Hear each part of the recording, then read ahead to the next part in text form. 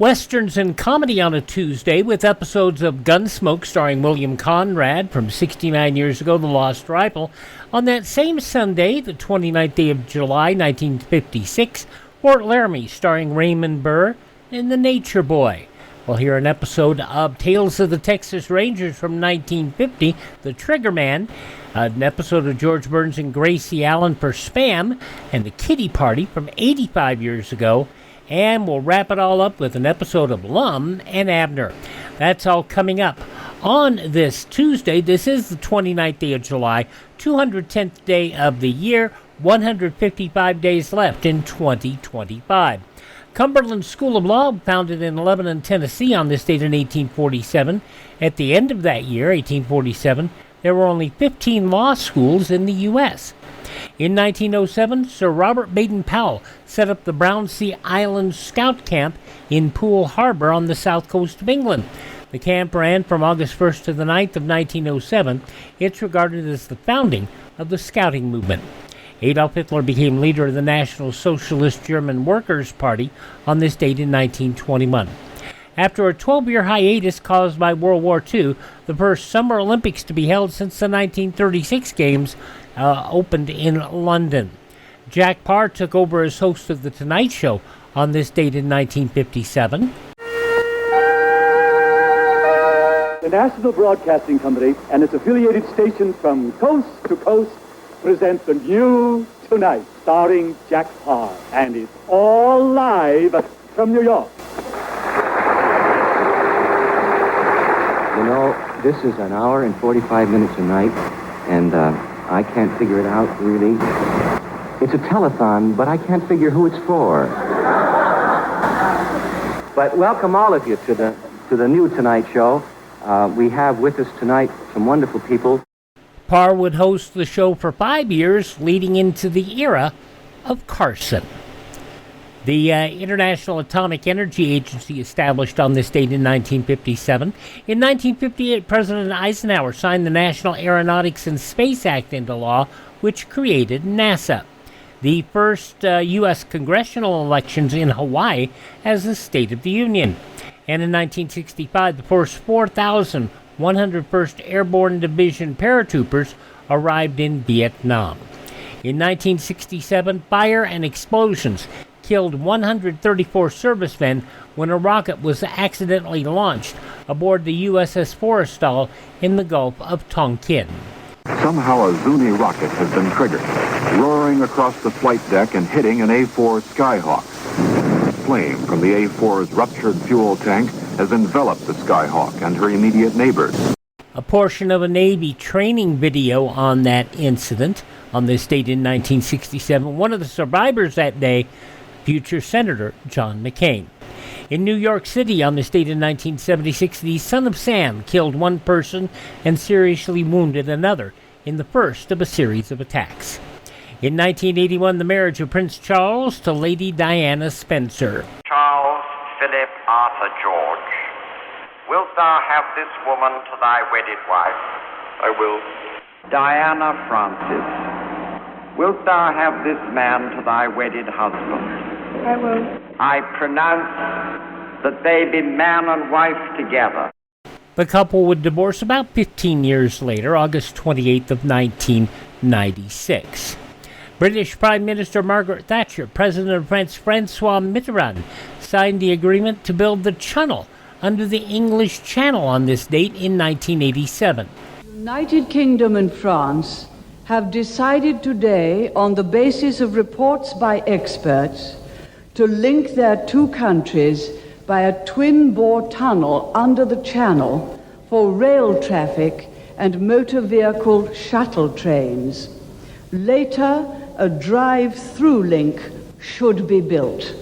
The tunnel would open in 1994 at a cost of nearly £10 billion. In 1993, the Israeli Supreme Court acquitted Nazi death camp guard John Demonjanjuk of all charges. He was set free. The controversial Child Protection portion of the Communications Decency Act of 1996 struck down that same year as being too broad by a U.S. federal court. In 1999, a stock day trader went on a shooting spree at 2 trading offices in Atlanta, killing 9 people, wounding 13 others.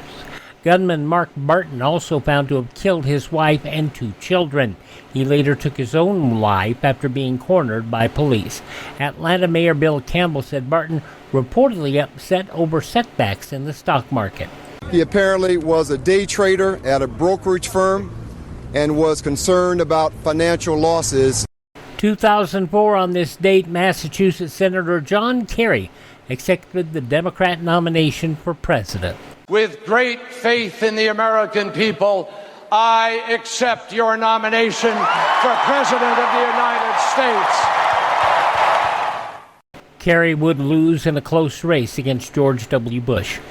In 2005, 20 years ago today, astronomers announced the discovery of a dwarf planet, Eris. 10 years ago today, Microsoft released Windows 10. And 4 years ago today, the International Space Station temporarily spun out of control, moving the space station 45 degrees out of attitude following an engine malfunction of the Russian module. Those passing away on this date in history include composer Robert Schumann, painter Vincent van Gogh, Mama Cass Elliot, gangster Mickey Cohen, TV producer Bill Todman of Goodson Todman Productions, the big game show people, actor Raymond Massey, actor David Niven, band leader Fred Waring, jazz musician Les Ellegard, TV personality Tom Snyder, and pro wrestler Nikolai Volkov. Birthdays on this date include the dictator Benito Mussolini, actress Theda Bara, actor William Powell, actress Clara Bow, Second Secretary General of the United Nations Dag Hammarskjöld, also lawyer and actor Melvin Belli, the world's foremost authority, Professor Irwin Corey, actor Richard Egan, pro wrestling manager Lou Albano, former wrestler himself, journalist Peter Jennings, and The Sopranos' Joe Sirico, all born on this date in history. Hi, this is Jeff Foxworthy. It is now time for the birthday announcements. The following people are now officially older than dirt. The daughter of Kansas governor and Republican candidate for the presidency of the U.S. in 1936, Nancy Kassebaum, former senator from Kansas, turns 93 years old today. From Laramie, Wagon Train and Emergency, Robert Fuller is 91. The senator from North Carolina, Elizabeth Dole, 89 years old. Geddy Lee from Rush is 72.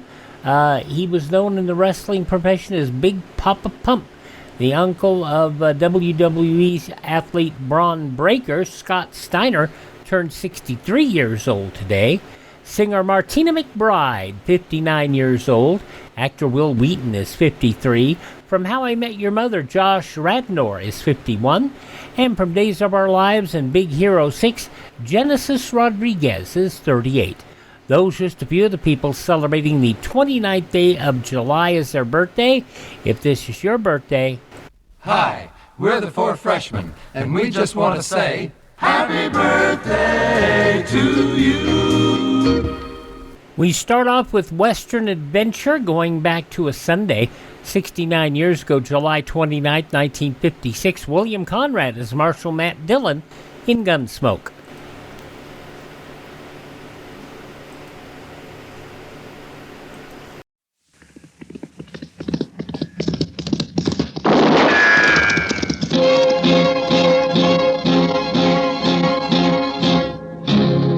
Gunsmoke, brought to you by Chesterfield. Chesterfield packs more pleasure because it's more perfectly packed, thanks to Accuray. They satisfy the most. Around Dodge City and in the territory on West, there's just one way to handle the killers and the spoilers, and that's with a U.S. Marshal and the smell of Gunsmoke.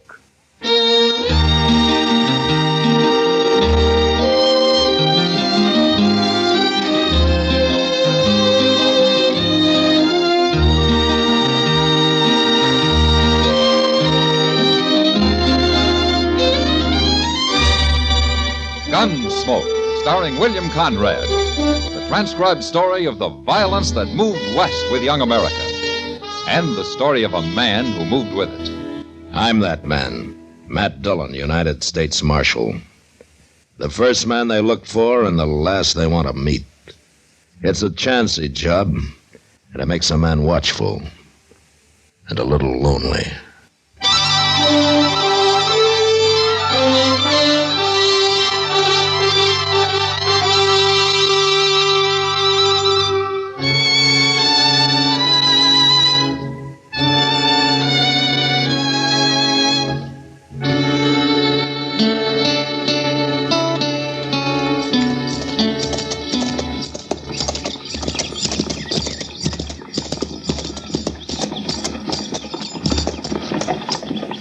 Hey, Tipple, move that horse of yours over so I can get mine in there. This hitch rack's pretty crowded, Ferris. Can't you tie up someplace else? I said move him over. Here, now, don't do that. No? You hit my horse again, I'll shoot you, Paris. You won't do nothing. What's the matter with you? You drunk? You got a complaint about something, Tipple? Yeah, Paris, I got a complaint. Go ahead, Tipple, I'm waiting. All right, hold it there, you men. You stay out of this, Marshal. Not likely. Now, look here, Marshal. I know you're a friend of Tipple's, but I don't know as I like you're protecting him this hard. I'm not protecting anybody, Paris. I'm stopping a gunfight. Now, you get moving. I'll meet you any time, Paris. You shut up. We'll meet right enough when you ain't got your nursemaid around. Why'd you stop it, Matt? He had it coming to him. You're pretty hot-tempered, aren't you, Ben? Did you see what he done? That's no reason to shoot a man, and you know it. An ordinary man, no, but that Paris has been looking for trouble for a long time. I know what he's like. But you keep away from him, Ben. It's bound to happen, Matt, sooner or later, and I don't hide from no man. You know me well enough for that.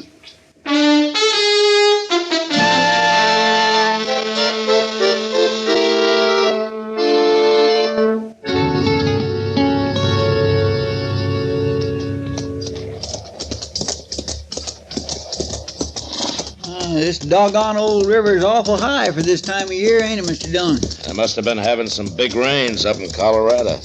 Oh, now that's where I'd like to be. Up in them tall, cool mountains. Yeah? My, just think of laying on your back up there in the deep grass, drinking snow water and eating trout, and listening to all them pretty birds singing away. We'll miss you, Chester. Oh, I ain't going nowhere. Hey, look on the bank there. Some fellow fishing. He must have fell asleep. He isn't asleep, Chester. No, sir. I don't believe he is.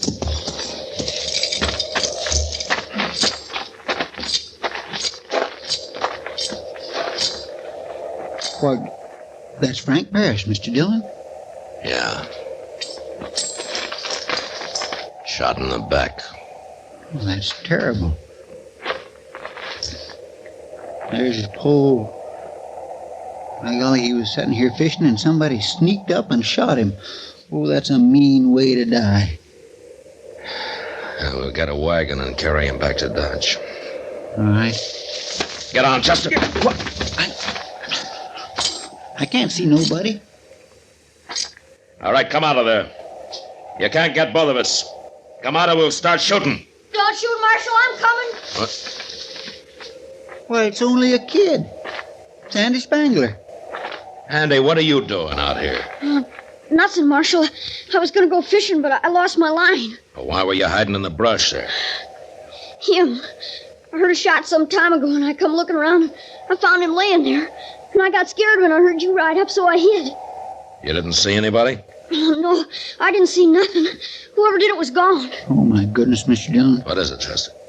Well, the way Frank and Ben Tipple was carrying on, you don't suppose Ben could have did it, do you? I know he's a good friend of yours and all. Never mind, Chester. Well, let's get back to town. Come on, Andy. You can ride behind me.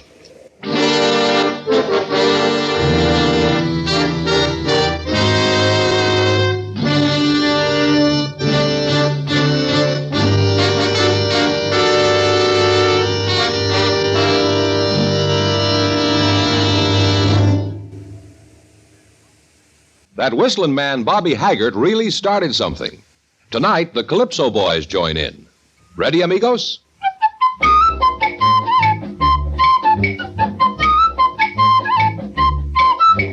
Packs more pleasure, packs more pleasure. Chesterfield packs more pleasure because Chesterfield's more perfectly packed. It stands to reason a cigarette made better and packed better smokes better, tastes better. And Chesterfield is more perfectly packed by Accuray. This electronic miracle removes human error in cigarette manufacture. So Accuray Chesterfield is firm and pleasing to the lips, mild yet deeply satisfying. Yes, Chesterfield gives you something no other cigarette can give you. Chesterfield packs more pleasure because Chesterfield's more perfectly packed. To the touch, to the taste, Chesterfield packs more pleasure because it's more perfectly packed. By Chesterfield, mild, yet they satisfy the most.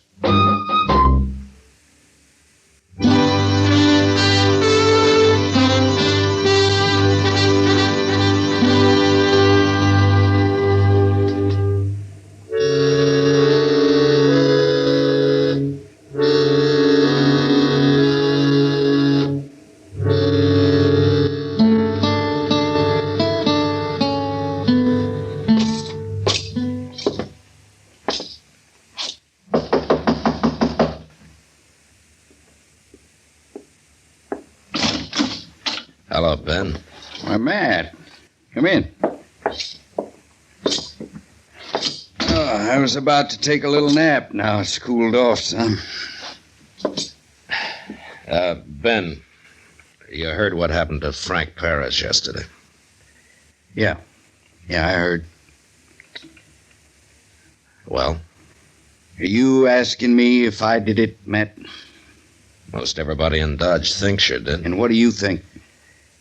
Well, I've been telling everybody I've known Ben Tipple a long time, and that he's hot-tempered, and that Frank Paris has been prodding him every chance he had. But the Paris didn't even have his gun out. Besides, he was shot in the back. Mm-hmm. What are people saying to that? They're saying you're a friend of mine. They think that's why I haven't arrested you. Well, is it? I'd go after my own brother if I thought he murdered a man, Ben. Happened yesterday morning sometime, didn't it, Matt? Yeah, that's right. I got no alibi for then. I wasn't with nobody. Yeah, that's too bad. It would have helped.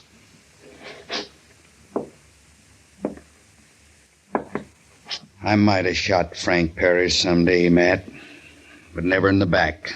I know that, Ben.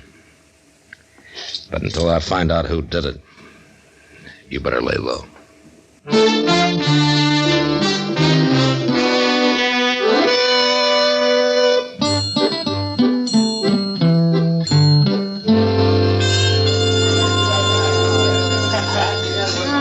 Just look at this place, Matt. Oh, what's wrong, Kitty? Well, it may be the biggest saloon in Dodge, but it's sure the emptiest. Oh, you're getting greedy, Kitty. And it's about time. I'm sure not getting younger. You're going to be able to retire before you're 30. Why not? Well, I'm glad somebody's getting rich around here. Law sure isn't. No. But the law keeps busy. What? Joe Spangler and his pa. I think he's looking for you, Matt. Oh. Evening, Miss Kitty. Evening. I want to talk to you, Marshal. Go ahead, Spangler. I want to know why you ain't got Ben Tipple in jail. Frank Paris was a friend of yours, wasn't he? That don't matter. And it doesn't matter that Ben Tipple's a friend of mine. He didn't do it, Spangler. There's a lot of people think he did, Marshal. You have any proof? Well, my boy, Andy, I think he saw Tipple out there. And I'll get it out of him. I whipped him once already. Look, Spangler, your boy would have told me if he'd seen anybody. Why would he try to protect Ben Tipple? Scared. Scared of what? You? What you might do to him if he talked?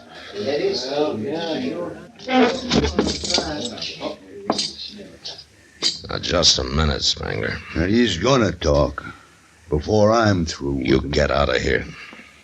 You're making me mad. Well, no, I didn't aim to do that, Marshal.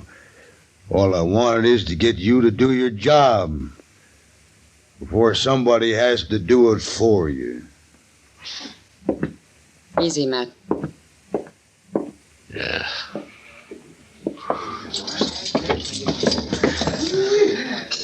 I ought to take him apart. Well, that wouldn't help. It'd make me feel better. You'll be all right. Soon as you find out who did kill Paris. How am I going to find that out, Kitty?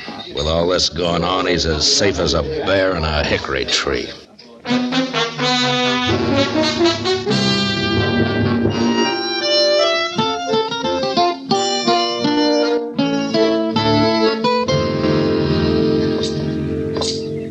Well, looks to me like you're going to have a busy day today, man. I am? Why, Doc? Well, I don't know. Now, maybe it's because you did so little yesterday.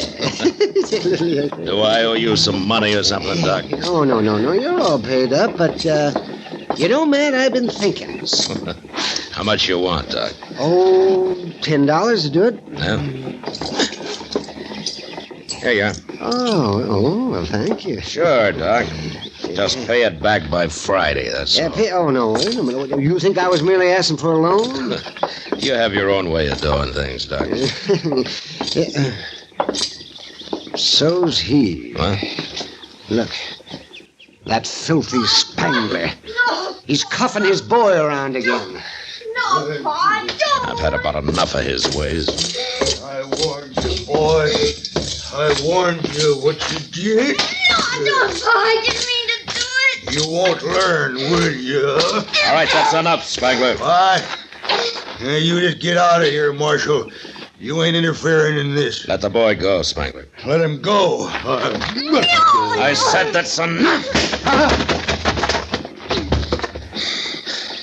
Andy, you stand over here. He won't hit you again. I didn't mean to do it. I told him I didn't. What did you do, Andy? I lost his rifle. I borrowed it to go hunting, and I flew across the river, and I lost it. I ought to kill you, Marshal. Don't try it, Spangler. Now, come on, get on your feet. What right you got coming between the man and his boy? None, I guess, but I took it anyway. That kid ought to be in jail stealing like he does. He wasn't stealing. It ain't none of your business, Marshal. And I ain't gonna talk to you about it. Andy, I'll see to you later. You beat him again, and I'll throw you in jail. He won't beat me because I ain't going home. Not ever. Now, what'll your mother think, Andy? I got no mother. Oh, I'm sorry. I forgot, Andy. And he hates me. Look, Andy, if things get bad, you come see me, huh? Anytime. Will you do that? Maybe. And don't let your pa make you say anything that isn't true, Andy. You don't have to. You understand? Yeah. All right. Now, you just remember, you can come see me anytime.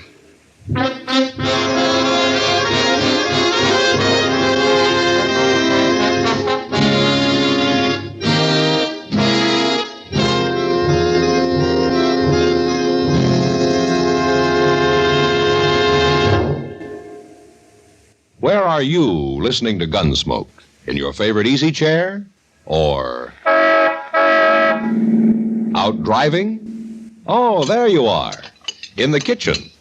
Say, you want to make whatever you're doing more enjoyable? Have a Chesterfield. Enjoy Chesterfield's better taste and mildness. It stands to reason a cigarette made better and packed better, smokes better, tastes better. And Chesterfield is more perfectly packed by Accuray. This electronic miracle removes human error in cigarette manufacture. So Accuray Chesterfield is firm and pleasing to the lips, mild yet deeply satisfying. Yes, Chesterfield gives you something no other cigarette can give you. Chesterfield packs more pleasure because Chesterfield's more perfectly packed. To the touch, to the taste, Chesterfield packs more pleasure because it's more perfectly packed. By Chesterfield, mild, yet they satisfy the most.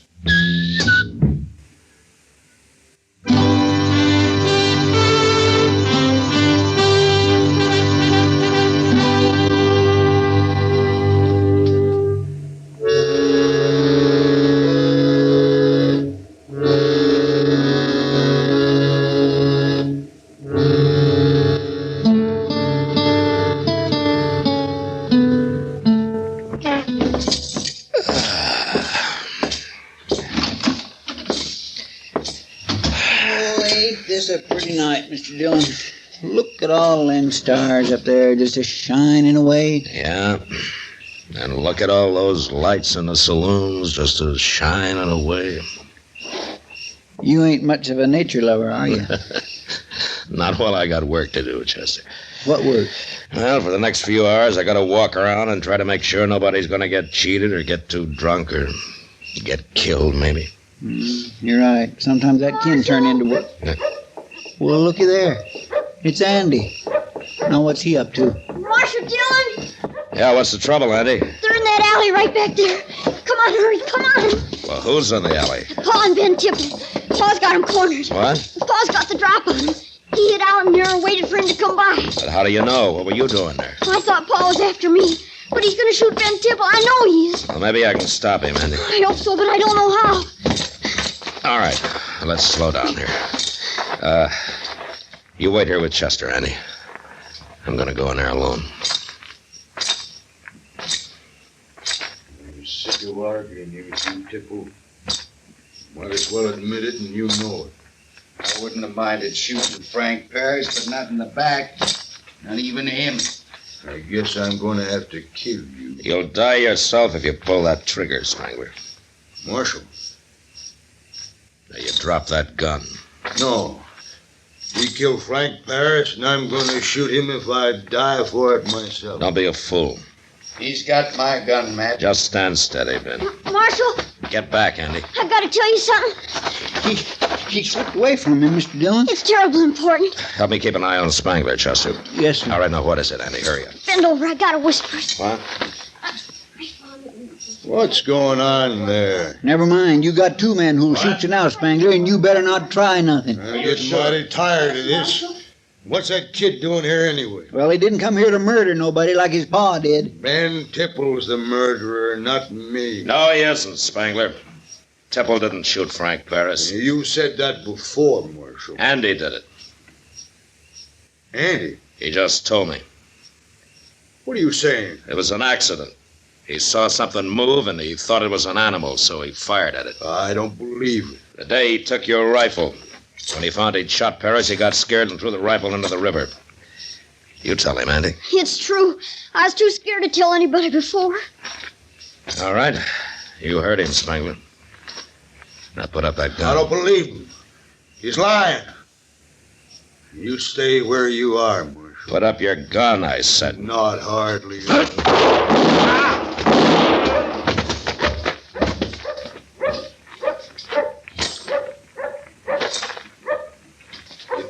You killed him, Matt. He almost killed me, Ben.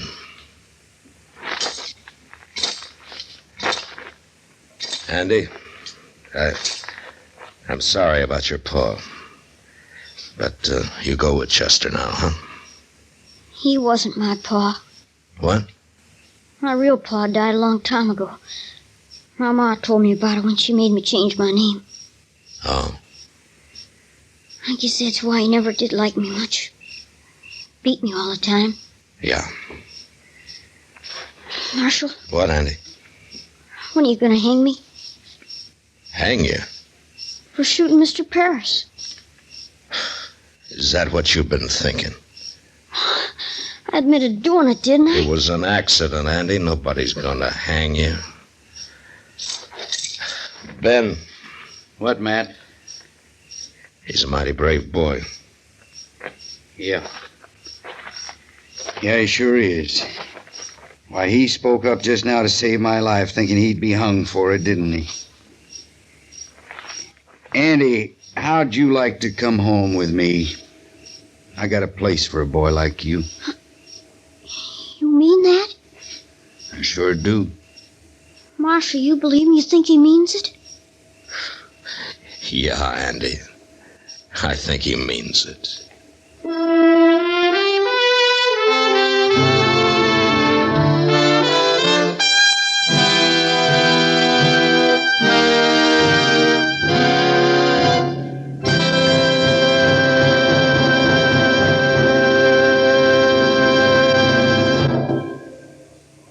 In a moment, our star, William Conrad. Chesterfield packs more pleasure because Chesterfield's more perfectly packed. A cigarette made better and packed better, smokes better, tastes better. And Chesterfield is more perfectly packed by Accuray. This electronic miracle removes human error in cigarette manufacture. So Accuray Chesterfield is firm and pleasing to the lips. Chesterfield, mild, yet they satisfy the most. You know, along the frontier, whether because of Indians, a gunman's bullet, or lack of water, death was always near at hand. But next week, it's a girl who causes the death of 4 men. And that was the West. Good night. Gunsmoke, produced and directed by Norman Macdonald, stars William Conrad as Matt Dillon, U.S. Marshal. Our story was specially written for Gunsmoke by John Meston, with music composed and conducted by Rex Corey. Sound patterns by Tom Hanley and Bill James. Featured in the cast were John Daner, Vic Perrin, Richard Beals, and Jack Crucian. Parley Bear is Chester, Howard McNear is Doc, and Georgia Ellis is Kitty.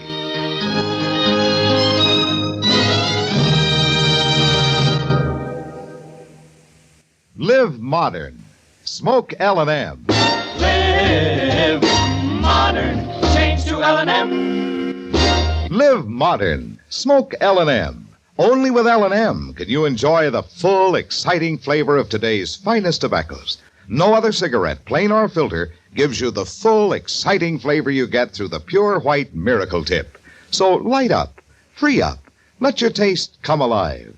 Live modern. Smoke L&M. Join us again next week for another specially transcribed story on Gunsmoke.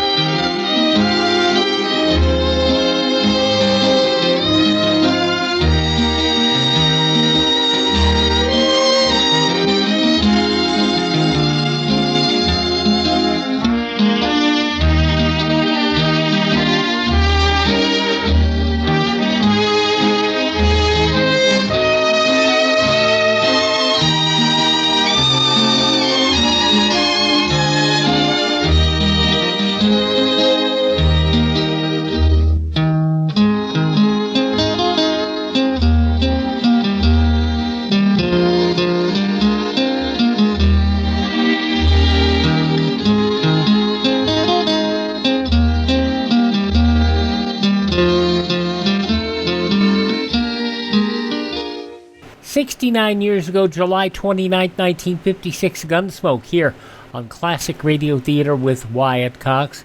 We're going to move on to Raymond Burr at Fort Laramie from that same Sunday next.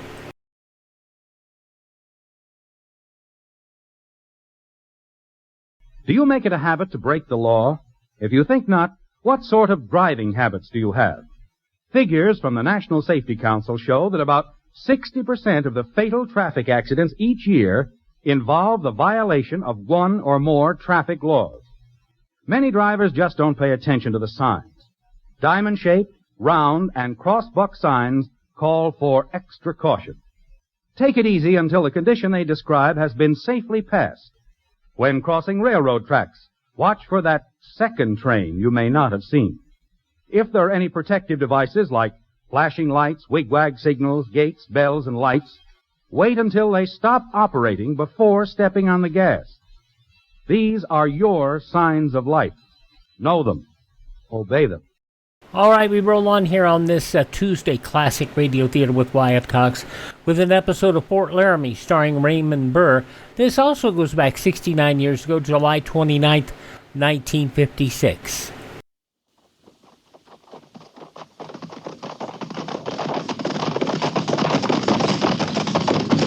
At the gallop, ho!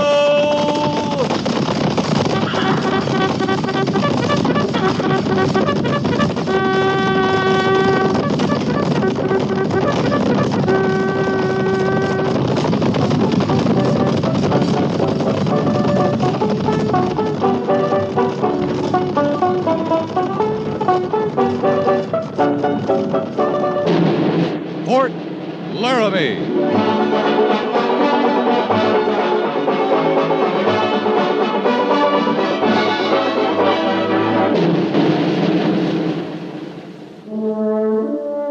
Fort Laramie, starring Raymond Burr as Captain Lee Quince. Specially transcribed tales of the dark and tragic ground of the wild frontier, the saga of fighting men who rode the rim of empire, and the dramatic story of Lee Quince, Captain of Cavalry.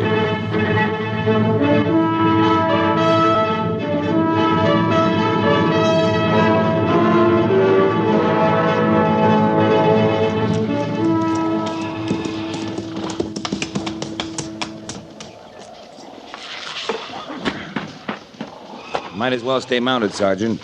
Looks like their stage is ready. Yes, sir. I'll talk to the agent.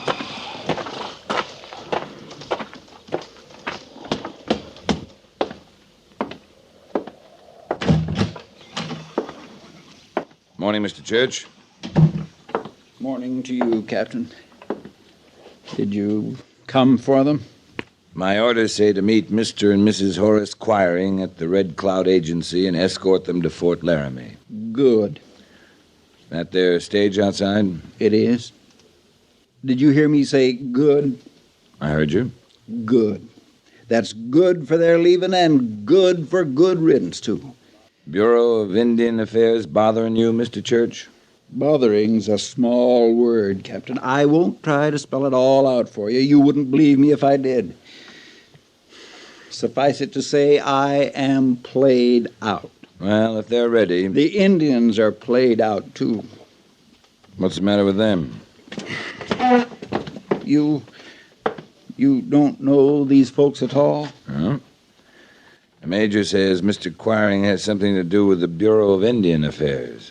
Basket weaving, dancing, lore and culture studies, fire-making, Indian mythology.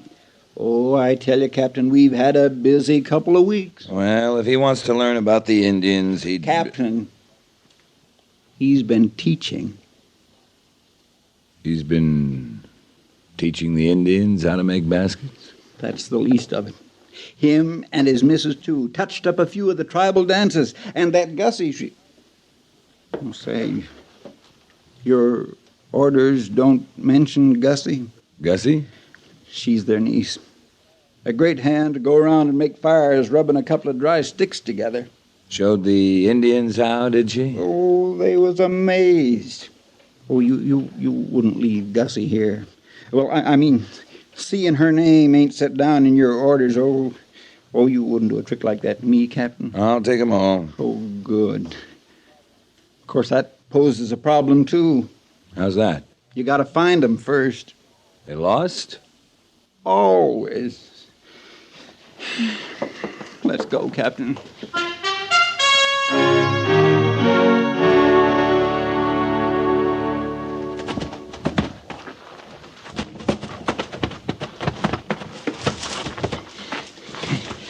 Can you see them yet? I make out 3 heads up at the top of the rocks. Guess they're heads. That's the Quiring. From a distance, there's always some question. Then you get close up and... Oh, I've got to rest. Oh, dear. I'm getting lightheaded. I don't see how they got up that high. Especially the women. No, you don't. You've got to catch them in the act to believe it. And then you'd swear you hadn't seen it. Oh, active. Mighty active. Well, I'll go up and get them. Can't keep the patrol sitting around all morning. I figure they're your responsibility now, Captain. I've done all I can do, and then some. We'll pick you up on our way down. All right.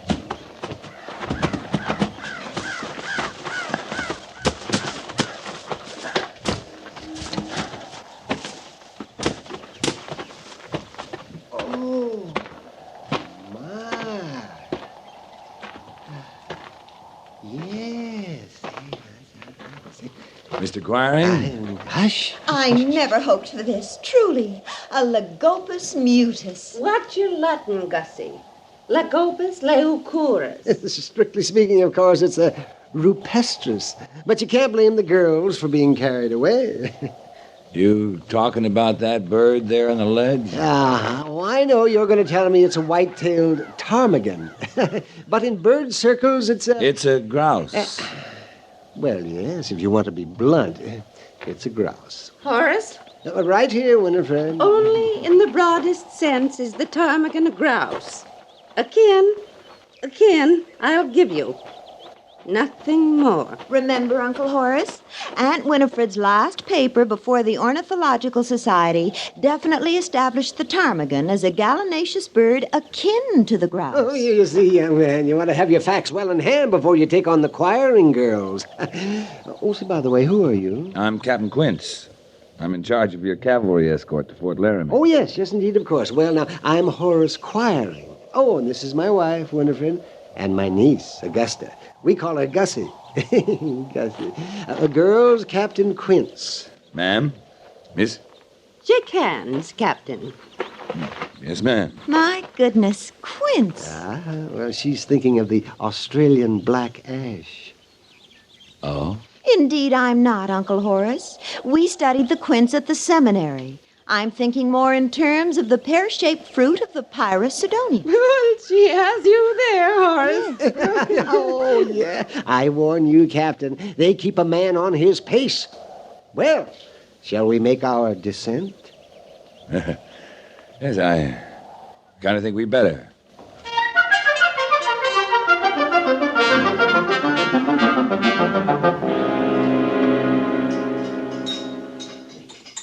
Maybe it's a little early for him to have breakfast, Lee. For the Quirings? They probably struck out before dawn and roasted a buffalo on an open fire. A fire Gussie made rubbing two dry sticks together.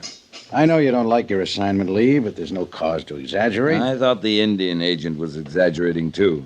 They seem like perfectly nice people to me. A pleasant, close-knit family. You spent 5 minutes with them.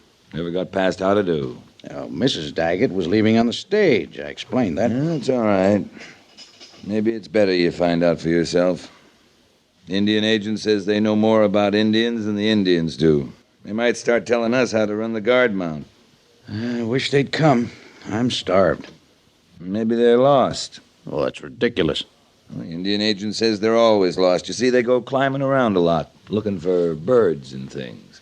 Well, they're not lost this time. Here's Mr. Quiring. Well, my goodness. Oh, don't you bother getting up for me, Major and Captain. Morning, Mr. Quiring. Morning, sir. Oh, isn't it? Oh. Sit down, Mr. Quiring. Thank you. All right. Well, now, how nice. So this is the officers' mess, is it? That's right. Would you like some coffee while we're waiting? Oh, I'd love some nothing like a good cup of coffee. Waiting? For the ladies. And the ladies? For Mrs. Quiring, Miss Gussie. Oh, the girls. See, where are they? Well, I just supposed you'd all be together. We were. Yeah, but that was at breakfast. I haven't seen the girls since breakfast. A little raspy in the throat, are we, Captain? No, I sort of choked. Oh, you want to watch that? That's bad business. You've had breakfast, Mr. Quiring? My goodness, yes. Why, it's after 7, Major. Oh, it was a good breakfast, too. It was outdoors, open fire.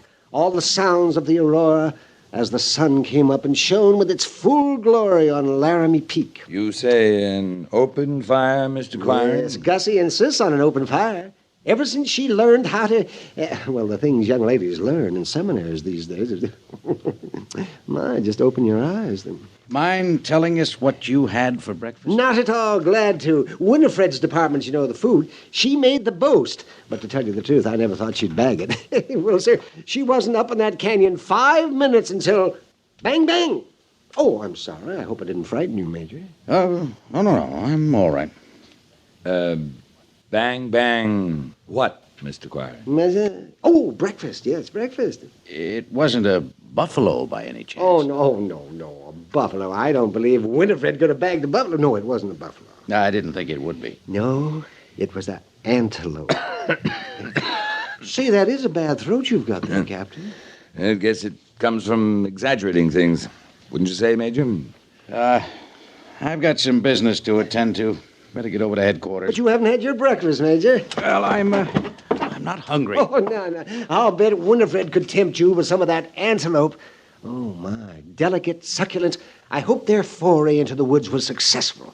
I couldn't go with them. You see, I was most anxious. What foray into what woods, Mr. Quiring? What woods? Now, wait, let me get my bearings. Now, which way is north? That way. That's splendid. Yes, that's it. There are some woods to the north, and last time I saw the girls, they were... Captain Quince, you're to form a search party immediately. Take what men you need. Search party? Why? The land to the north is Indian country, Mr. Quiring. Well, of course, that's why they went, but, oh, my goodness, a search. You speak as if the girls are lost. We're speaking as if they're in danger, Mr. Quiring. Those woods are full of Arapaho, Shoshone, Crow. Oh, I don't think they'll bother the girls. But I am glad you mentioned that. I've been meaning to have a chat with you concerning the perimeter defense of the fort. Captain? Yes, sir.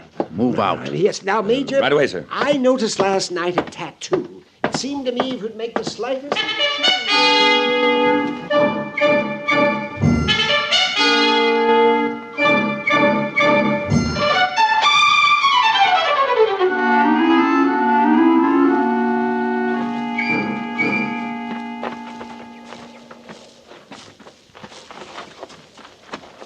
I wonder if I understood you correctly, Captain. We're to look up in the trees as well? You understood me, Mr. Syberts. Up in the trees, up on rock ledges, up on cliffs. The ladies climb, sir? Climb or fly, I don't know. But you pick a spot no one can get to except maybe an eagle. They'll be there.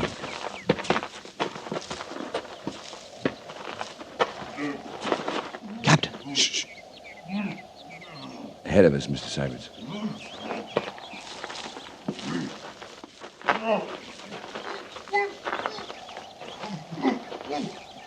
Sounds like a grizzly.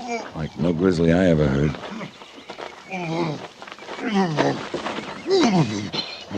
Put your rifle down, Mr. Syberts. Let's give him a hand. It's an Indian, Captain. Yeah, that poor devil. Somebody stuffed a gag in his mouth, and what's all this he's caught in? That, Mr. Syberts, is a butterfly net. Well, how on earth? Here, give me a hand. Yes, sir. Let's get that kerchief out of his mouth. No kill. You're all right. We're not going to kill you. What are we caught on, Mr. Syberts? It's a handle or something, sir. Trapped down in this brush. You let go. I run. I no come here again. You let go. White squaws crazy. Yeah, I think you're right. Young man, down there. Don't set him free. Captain, look where she is. Clear up at the top of the... I told you, Mr. Syberts. You better come down from there, Mrs. Quiring. No, you not let her down here again. I run. White squaw full of bad spirits. Oh, shut up. Young man, do as I say. Leave the Indian as you found him. He bothers us. Keep working, Mr. Syberts. Let him go when you get him free. I'll go up and get the girls.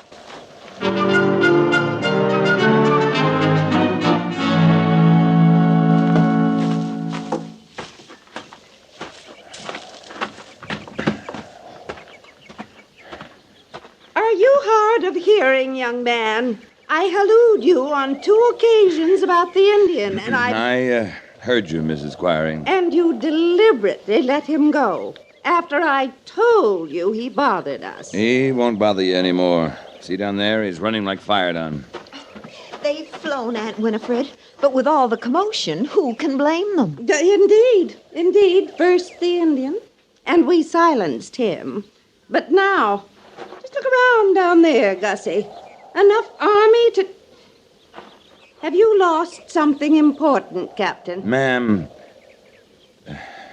you gotta understand a few things about the West, about Indians, about Army garrisons. Well, now, if that isn't what we're trying our level best to do, Captain Quince, and how better to do it than by going directly to nature, studying the birds of flight, the animals... Miss Gussie. Yes? Miss Gussie, this is Indian country. You're not allowed to go directly to nature in Indian country, not if you're a white woman. Now that's plain silly. It's a treaty says so, Mrs. Quiring.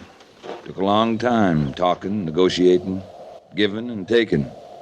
And finally, it was decided the Indians were the only ones with rights to this land. The Indian didn't mean us any harm, did you think, Aunt Winifred? Furthest thing from his mind. He was nosy, that's all. Gussie and I had stolen up on... Now mind what I tell you, Captain. We'd stolen up on a bittern, a sharp-shinned hawk. Aunt Winifred, your language. I'm breaking it down for the captain. Remember the problem we had earlier about what he called grouse? Oh, of course. Ma'am, if you let me get a word a bittern, a sharp-shinned hawk, a goshawk, a bald eagle, and a crow. A crow, Aunt Winifred? The Indian was a crow, wasn't he, Captain? Yes, ma'am. He was a crow.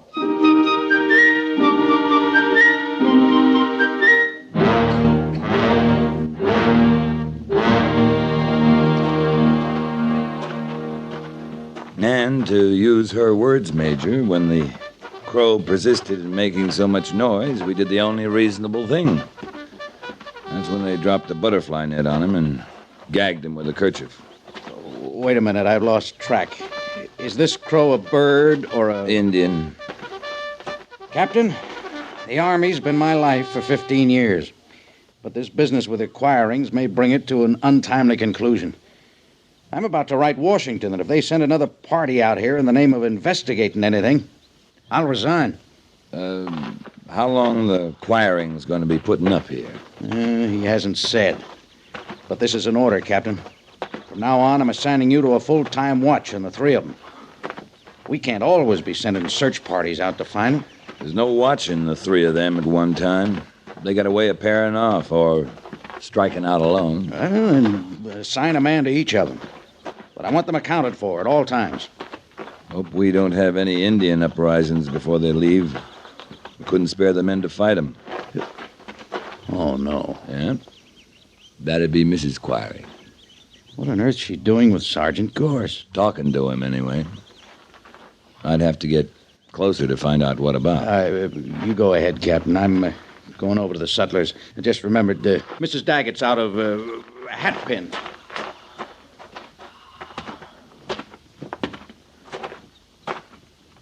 Are you sure you're trying to understand? I'm not sure, no, ma'am. I hear what you're saying, all right. It's a perfectly simple and direct statement. Toe out. Toe out. Oh, Captain Quince, help me make this nice sergeant understand. What's wrong, Sergeant? I don't rightly know, Captain. Something about the way I walk or don't walk or something. The lady, you two haven't met? Formally? Well, now She just come on me talking. Well, then, allow me. Ms. Quiring, this is Sergeant Gorse. Shake hands, Sergeant. Yes, ma'am. Now then, did you say Gorse? Yes, ma'am. That's my name, Gorse. Wonderful! Oh, wonderful! Wait till I tell Gussie and Horace. A Quince and a Gorse on the same army post. Oh, I can't wait. This is too good to keep. You'll excuse me? Yes, ma'am. And don't forget, Sergeant, toe out. Toe out. She's sure got a bird somewhere, ain't she? Maybe. You think I walk funny, Captain? I'm beginning to think everyone's a little funny around here one way or another.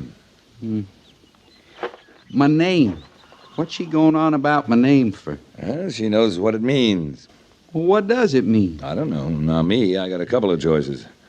They can't decide if I'm an Australian black ash or the pear-shaped fruit of the Pyrus Sidonia. Captain, I'm going to go get me some beer. See you practice on the way over, Sergeant. Don't forget. Toe out.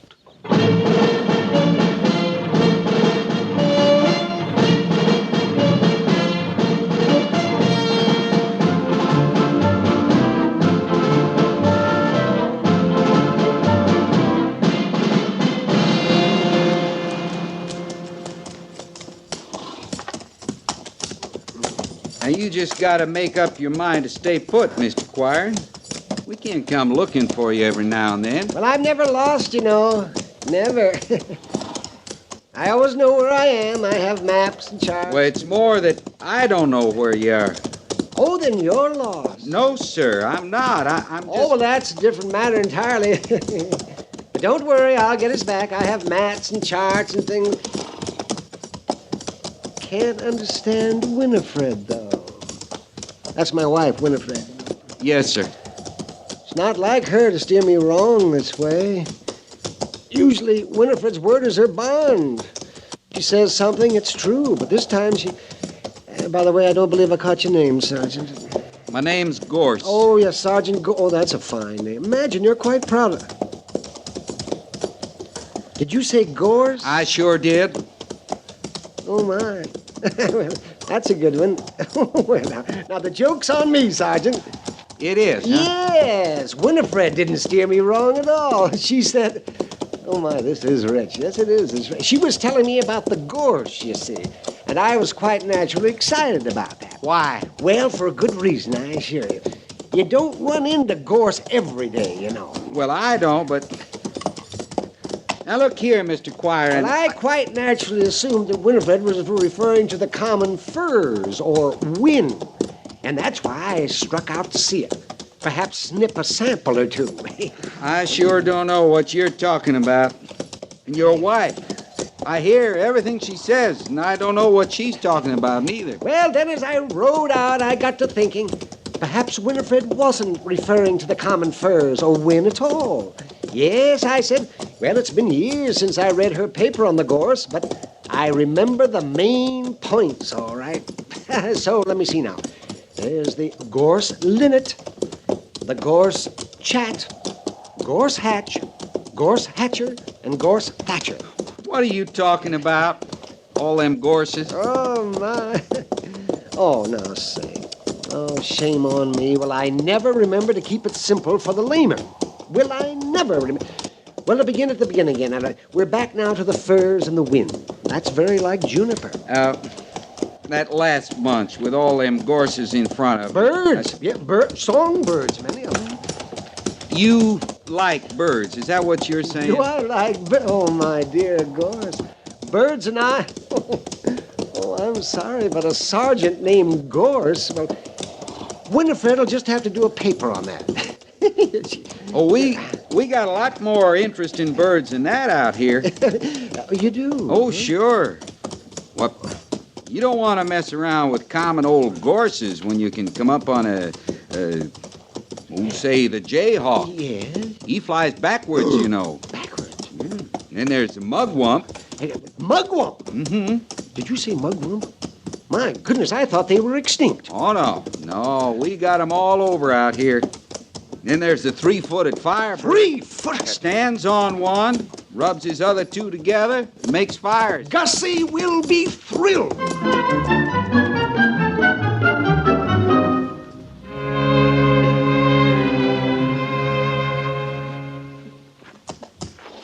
I just can't believe this.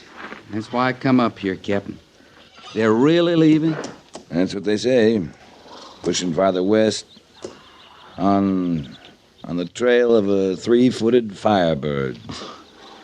I told them California, up high in the Sierra. Leastwise, the last covey I saw was there. Uh-huh. I understand Mrs. Quiring's going to give you full credit on her paper about them. You better count heads here. Here's Mr. Quiring talking to the major. Well, I seen Mrs. Quiring not 2 minutes ago. She was helping the squaw do some Indian beadwork. Well, she isn't doing it now. Find her, Gorse. Oh, now, she ain't run away again, Captain. I want them all three on that stage, Sergeant. Yes, sir. Keep an eye out for Miss Gussie while you're at it, Sergeant. Yes, sir. Oh, Captain. Captain? Yes, Mr. Quiring? Well, now, I wouldn't want to miss shaking your hand in farewell, Cap. The stage is packed. I've said my goodbyes to the major. You lose something? Your wife. And I don't see Miss Gussie either. Well, now, let me see. Well, if I were Winifred, now where would I go? I always begin that way, you see, and then I let my mind function as if it were Winifred's mind. The root house. That's clear over behind the settlers. That far? Well, when we go over... What's she doing at the root house? Oh, my, you didn't know? She found a small flowering gorse and thought it only fair. Never mind. Captain Quince! What now? It's Miss Gussie, Captain. You see, Captain, we're all accounted for. There's no problems. No, I'm afraid there is, sir. It seems Miss Gussie was demonstrating how quickly she... Well, they don't think it's too serious, but under the circumstances, they took her to the post hospital. Hospital? Yes. Under what circumstances, Mr. Syberts? Burned hands, Captain. But the doctor says in a few days she'll be able to travel. In a few days. Mm-hmm. Mr. Syberts, this is an order. For the next few days, no dry sticks for Miss Gussie. Now move out.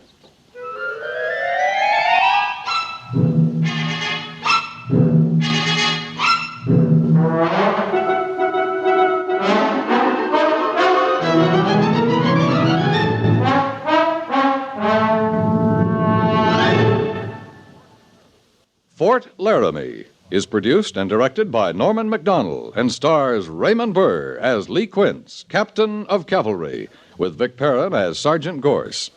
The script was specially written for Fort Laramie by Kathleen Height, with sound patterns by Bill James and Tom Henley. Musical supervision by Amerigo Marino. Featured in the cast were Howard McNear, Virginia Gregg, Parley Bear, Shirley Mitchell, and John Daner. Jack Moyles is Major Daggett, and Harry Bartell is Lieutenant Syberts.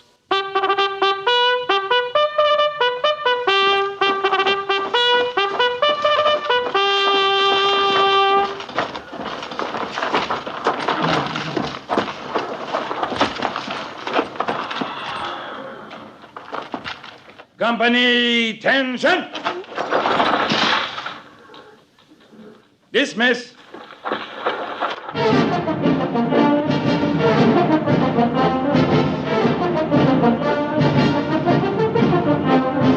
Next week, another transcribed story of the Northwest frontier and the troopers who fought under Lee Quince, Captain of Cavalry.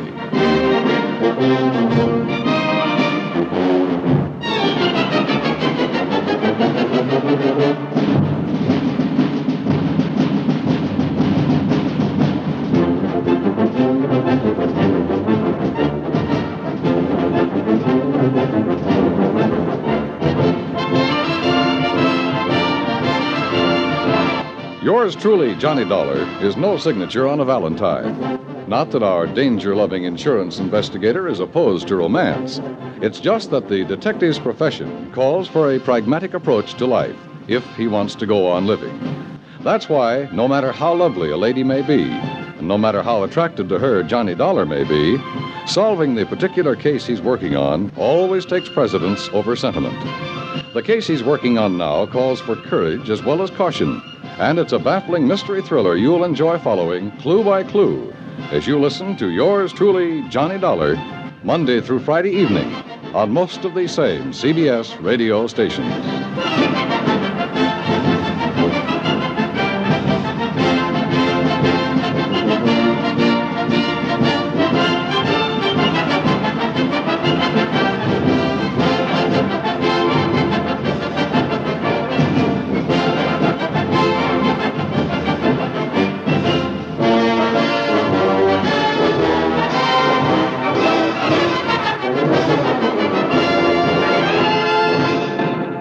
And there you have it, Raymond Burr, Fort Laramie, 69 years ago, July 29, 1956, here on Classic Radio Theater with Wyatt Cox. Coming up the rest of the week, we have a great selection of programs, including on Wednesday's program, we'll have 4 shows from 1950. We'll have Jeff Regan, Investigator, starring Frank Graham and Frank Nelson, A Fire for Romano. The Whistler, With My Own Eyes, Edward Arnold as Mr. President, and Top Secret, starring Elia Massey, The Unknown Mission. All those shows from the same date, July 30th, 1950. Now, on Thursday's show, we'll go to the 31st with episodes of Sam Spade Detective, also Under Arrest, both from 1948, Nick Carter Master Detective from 1948, and we'll have Broadway Is My Beat, the Floyd Decker Murder.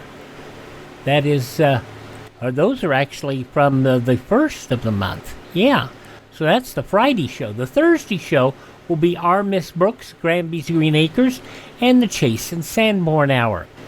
On Saturday's show, we will have Nick Carter, also have Dangerous Assignment, Confession, and Mr. District Attorney, along with another episode of Dear Adolf.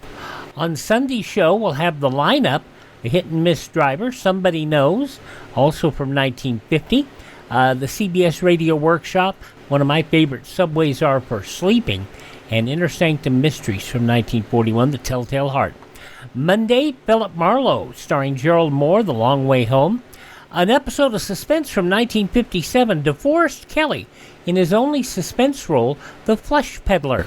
A romance episode from 1952, Return to Tomorrow, and the FBI in Peace and War, The Gentleman Friend. Tuesday, comedy with Milton Berle, The Salute to the Great Outdoors, Screen Guild Theater's presentation of Christmas in Connecticut, starring Ronald Reagan and Jane Wyman, George and Gracie, George's movie from 1940, and an episode of A Date with Judy from 1941. Wednesday, we'll have another episode of The Whistler and an episode of Top Secret, Jeff Regan, Investigator Like a Pork Chop, and The Adventures of Philip Marlowe. And on Thursday's show, The Shadow, Howard Duff as Sam Spade, and then Mystery in the Air, Peter Lorre, The Marvelous Barastro, and The Crime Club. That's all coming up straight ahead here on Classic Radio Theater with Wyatt Cox. So keep it right here. Coming up next, we'll have an episode of Tales of the Texas Rangers.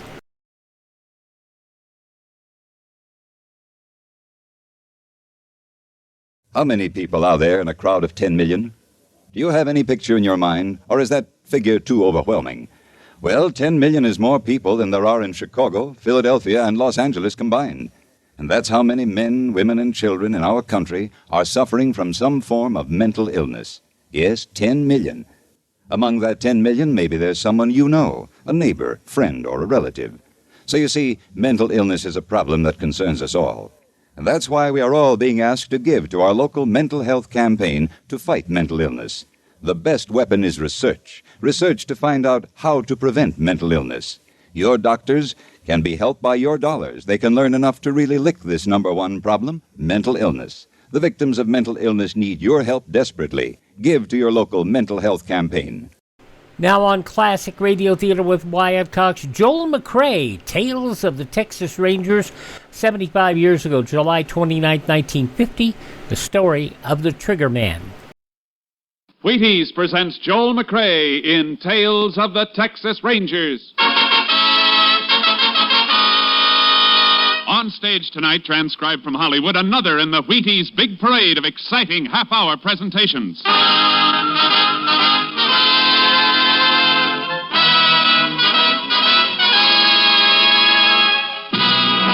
Tales of the Texas Rangers, starring Joel McCrea as Ranger Pearson.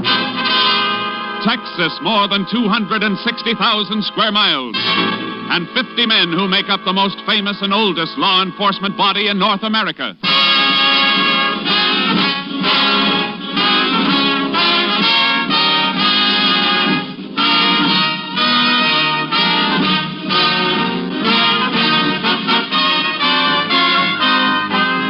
From the files of the Texas Rangers come these stories based on fact. Only names, dates, and places are fictitious for obvious reasons. The events themselves are a matter of record.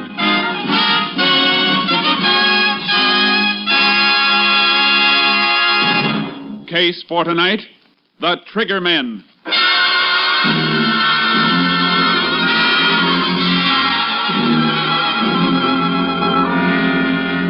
At 9 o'clock on the evening of May 27, 1947, Jasper Leach, operator of an independent service station in Ada, Oklahoma, was preparing to shut down for the night.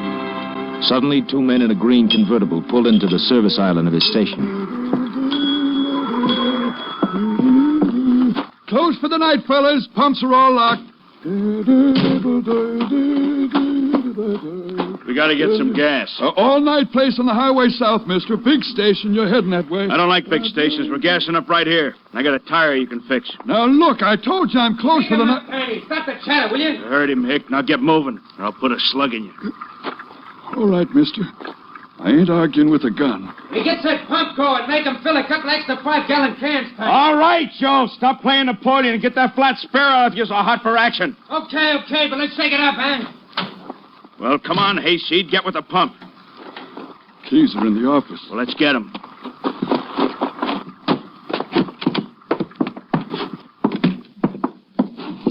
And while we're in here, you might as well open the safe. I don't know the combination.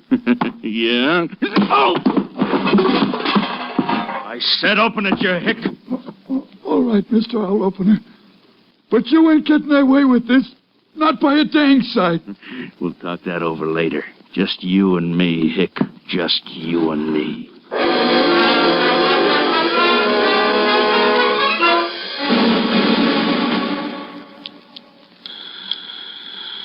KTX-8, all units. KTX-8, all units. Oklahoma State Police advised that about 9 p.m. of 5/27, gas station attendant at Ada, Oklahoma was robbed and beaten to death with tire iron. Subjects tentatively identified as number 1, Joe Gordon, average size, eyes blue, hair blonde, complexion fair. Number 2, Tiny Gordon, 6'3", peculiar walk, pigeon-toed. Same coloring as brother. Subjects now believed to be in Texas en route to Mexican border. Wanted 6 states and FBI for murder, bank robbery, narcotics, other charges. Use caution, these men are dangerous. KDXA, Austin.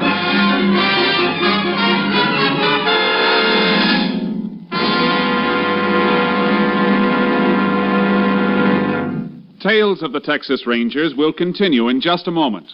Get up and get at 'em with Wheaties. Yup, for folks up and doing, for folks going places, breakfast of champions. Sure, begin a better breakfast with Wheaties tomorrow and see if you don't feel the difference all morning long. Here's why. There's a whole kernel of wheat in every Wheaties flake. You got it? There's a whole kernel of wheat in every Wheaties flake. That's why Wheaties can give so much. Energy? You bet, whole wheat energy. Vitamins and minerals? You bet, and protein, too. That's why Wheaties at 7 can make a difference at 11. There's energy in them thar flakes. You try 'em tomorrow morning. Make yours Wheaties. Pour on the milk, put on the fruit, and eat happy. Yes, and work happy. Tomorrow, see for yourself how Wheaties at 7 can help at 11. Breakfast of champions. Breakfast for you.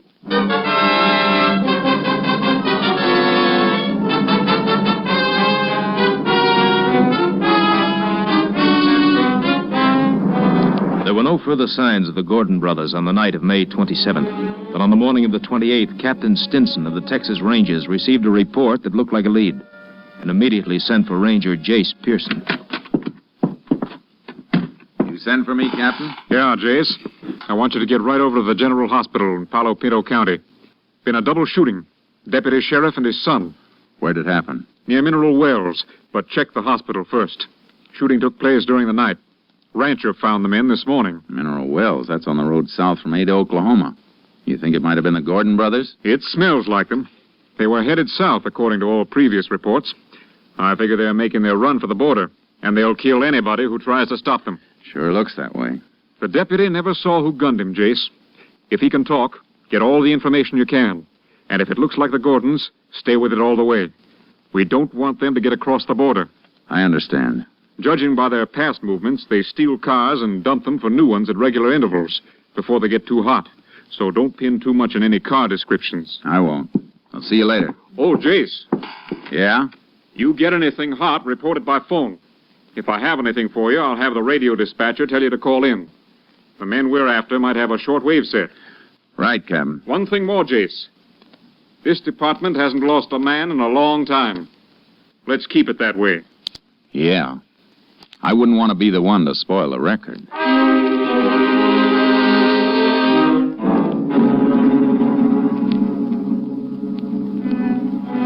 I checked my car out and headed for Palo Pinto County. I reached the hospital at 9:45 a.m. and saw the doctor in charge. He'll pull through, I think, but his condition is critical. Shot 3 times through the back. One of the bullets is lodged in his spine. Which room's he in? I'll show you. Deputy's son hurt bad, too?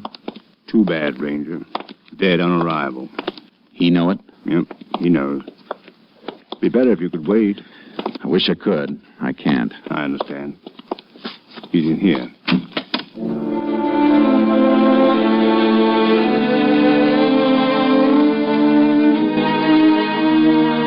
lying on his stomach, a dazed look on his face like he was remembering something over and over, but still couldn't believe it. I knelt on the floor beside him so he could see me while he was telling me what happened. You see, my boy built himself one of them hot rod cars out of an old chassis and spare parts. You know youngsters. Yeah. I broke down on him last night. Fooled with it and couldn't get it to start. Called up home about midnight. Tell me and his ma why I was out so late. Sure. I drove out in my car to meet him where he called from, up at Salesville. We both fooled around with his car some, but wasn't fixing to go at all. Here, sip a little water through this glass straw. Better? Thank you. You couldn't get the car started? Yeah. So finally I told the kid to come on home. And we'd get it taken care of today.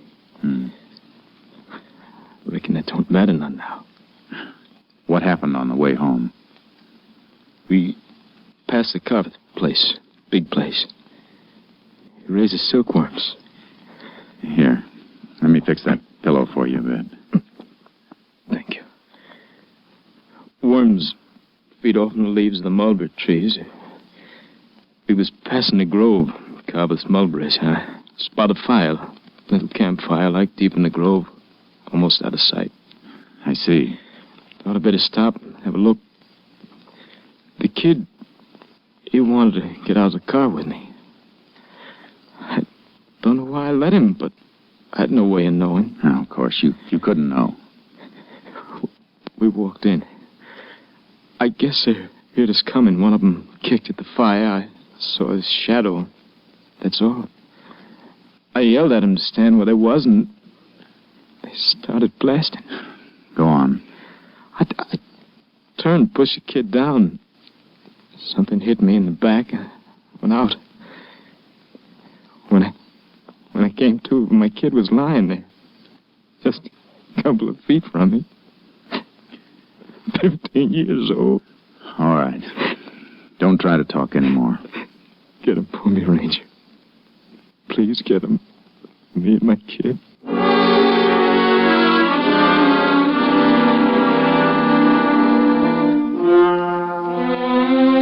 I left the hospital and headed for the Carveth Ranch outside Mineral Wells. Big Jim Carveth, the owner of the place, took me into the mulberry grove where the deputy and his boy had been gunned. Well, this is the spot. Sheriff's combed it over pretty complete, though. Had their fire right over here. What are you digging out of them ashes? Fire wasn't burning long. Started it with a road map and an envelope. A little corner of the envelope not quite burned. I can just make out the stamp. Huh? It's Mexican. Maybe our lab can make out the postmark. Out of that charred hunk? Yeah.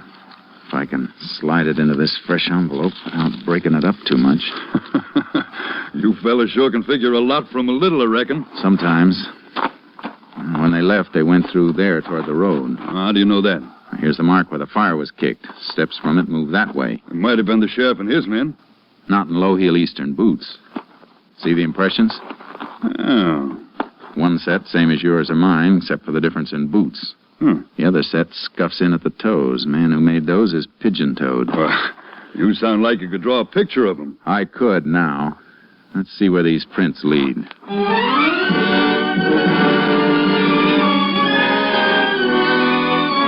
They led to the road, or almost to the road. Just at the edge of the grove were tire markings where a car had been backed into the mulberries to screen it from sight.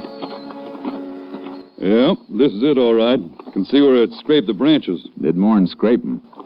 And this one's been torn off. The part that got torn off isn't on the ground. Low branch, too. Oh, that means something? From the tire marks and the height of the branch, it means the baggage compartment of the car was open and then closed down on the end of the branch. See, it snapped off when the car moved. You sound like that's worth knowing. It might be worth plenty if the highway patrol turns up an abandoned car with a piece of mulberry branch caught on it.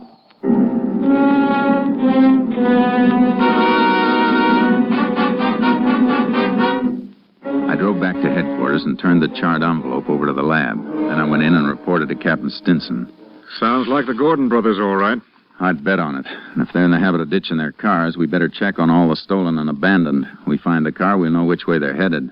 I'll send out a bulletin on it. What did Lab say about the envelope? It's burned pretty bad, Captain, but they think they can restore it. Take time, though. Well, if they can bring out that Mexican postmark, it might tell us where the Gordons plan to cross the border. That's what I was thinking. They won't go through a regular border station. It'll be an illegal crossing. And they'll probably have a hideaway arranged on the other side. Yeah, probably other members of the Crawford gang. I figure they'll try to make it before tomorrow morning. They'll be making their big run tonight. Well, head south, Jace, toward the border. We'll relay all information to you as it comes up. I'd better get charcoal out of the barn and hitch up my horse trailer. That's a good idea. Wherever they try to cross, it's a cinch it won't be good territory for a car. The border stations are covered, though, aren't they, in case they do try illegal crossing? Now, their mugs are hanging in every customs house from Brownsville to El Paso. FBI has given them extra cover, and the Mexican police are helping, too. I better get going, then. So long, Captain. So long, Jace, and good luck.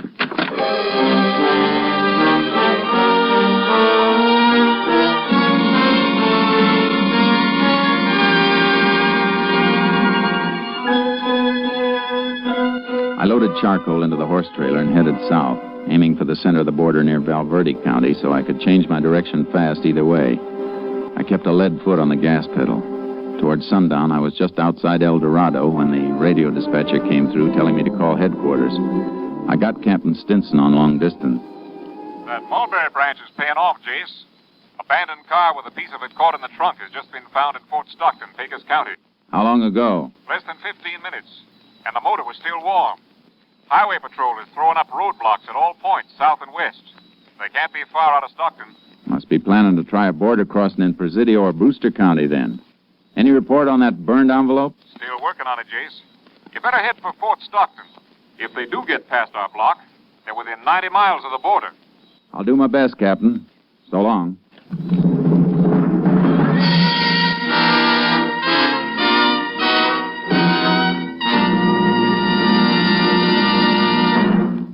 Well, it's another baseball summer with ball fans all over the country watching their favorites and baseball champions all over the major leagues eating their Wheaties. Yup, and do they eat their Wheaties? The Philadelphia Phillies, Ashburn and Ennis. The Cleveland Indians, Lemon and Boudreaux. Stan Musial of the St. Louis Cards. George Kell of the Detroit Tigers. Pee Wee Reese of the Dodgers. They're all getting their Wheaties, breakfast of champions. And you know, so are a lot of other smart people. Folks who want high-stepping energy to stride through their mornings high, wide, and handsome. They're getting Wheaties, too. Are you? Well, listen. You may not play ball for a living, but you can use Wheaties energy. You can use Wheaties vitamins, minerals, and protein. You can use breakfast of champions, too. There's a whole kernel of wheat in every Wheaties flake. A whole golden kernel rolled out flat and toasted.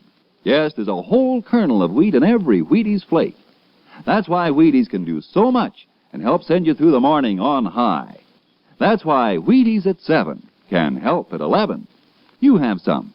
Wheaties, the crisp way to get your whole wheat. Tomorrow morning, make yours milk and fruit and Wheaties. Breakfast of champions. See for yourself how Wheaties at 7 can help at 11.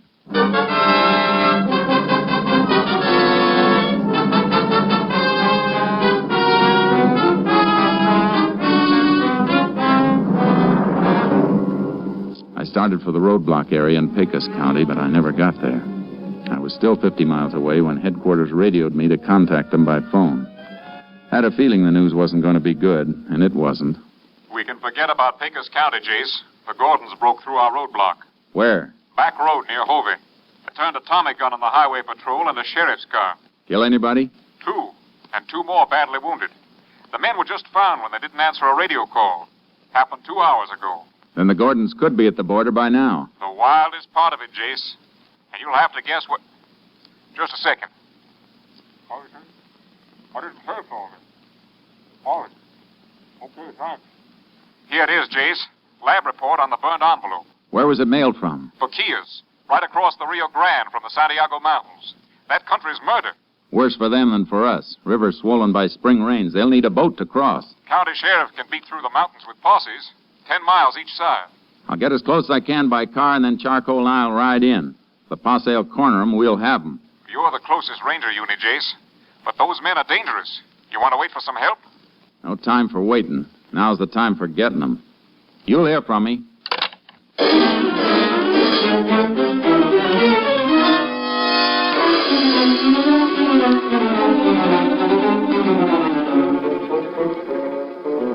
In the south of Brewster County, the world comes to an end. I drove as far as I could and met one wing of the sheriff's posse where Maravillas Creek runs into the Rio Grande. Any sign of them, Sheriff? Nope. Got men working in from the other side of the mountains, though. I'll get my horse and ride in with you a ways. Then we can split and fan out. Good. Mighty fine horse, Ranger. The best. Come on, Charco. Hey, which of your men knows this section best? Jaime Sanchez, I reckon. I'd like him to ride with me when we split. Oh, he'd be proud to. Sanchez! Hey, you want me for something, Sheriff? Ranger wants you to ride with him. That's good with me. Thanks, Sanchez. You got any signal arranged with the rest of your posse? 3 shots. 2 seconds between each one. Good. Well, let's ride. All right, men. Mount up. Well, we'll follow the river, and then you can drop off in pairs and head in toward the peak. The sheriff will pair you off. If you hit ground too rough for your horses, tie them off and move through on foot. All got that? All right, let's move. Come on, get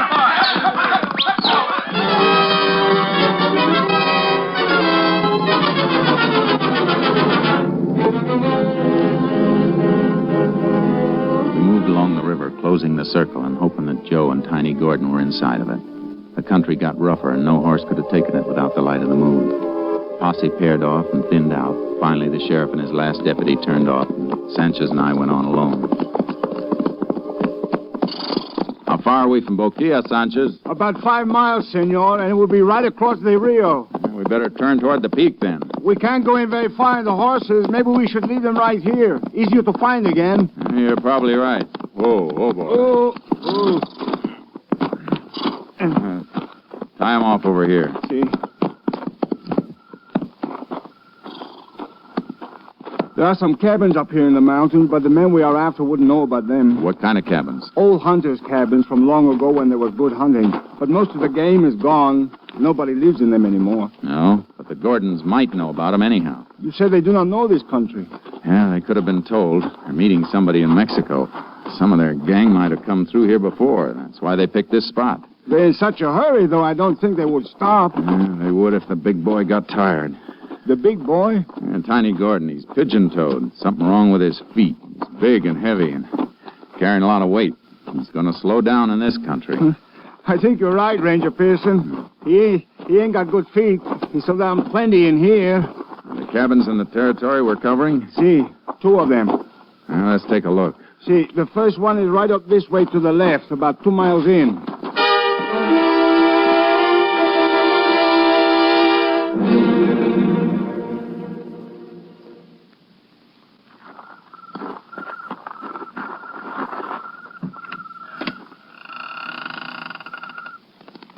Doesn't seem to be anybody in there. No. Or maybe they're just waiting there. Soon find out. Stay clear of the doorway and keep your gun ready while I go in. See, but you better have your guns ready, too. Don't worry. I got 'em. Watch it.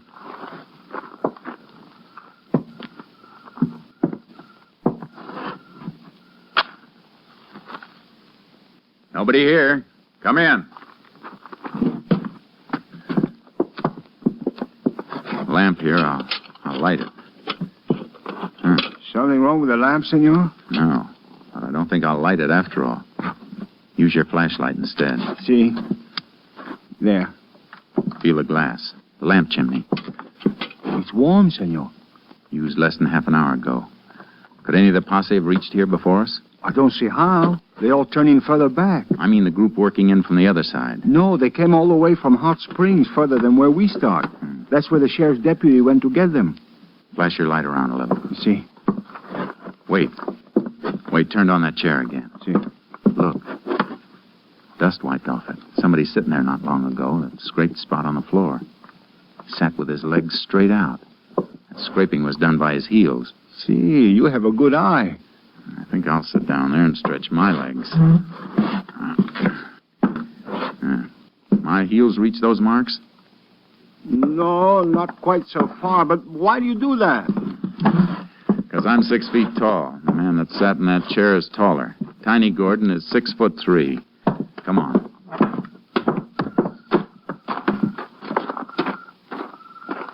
Look around, see which way they headed. See.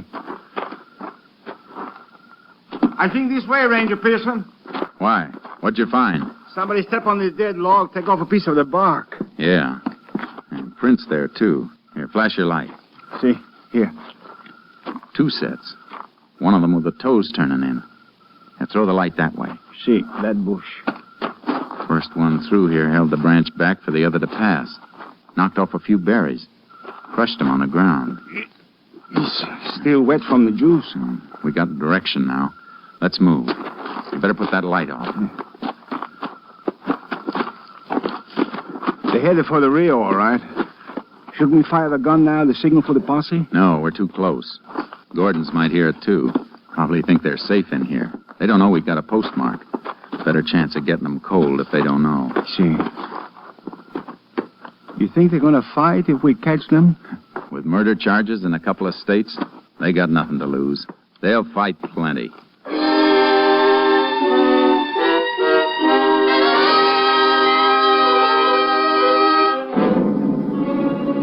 They left a trail all the way, easy to follow even by moonlight. Got fresher as we moved along and saw more and more spots where Tiny Gordon had stopped to rest, and the pace spots where Joe Gordon had moved around restlessly waiting for him. It wasn't long before we could hear the lapping of the Rio Grande as the foothills dipped down toward it.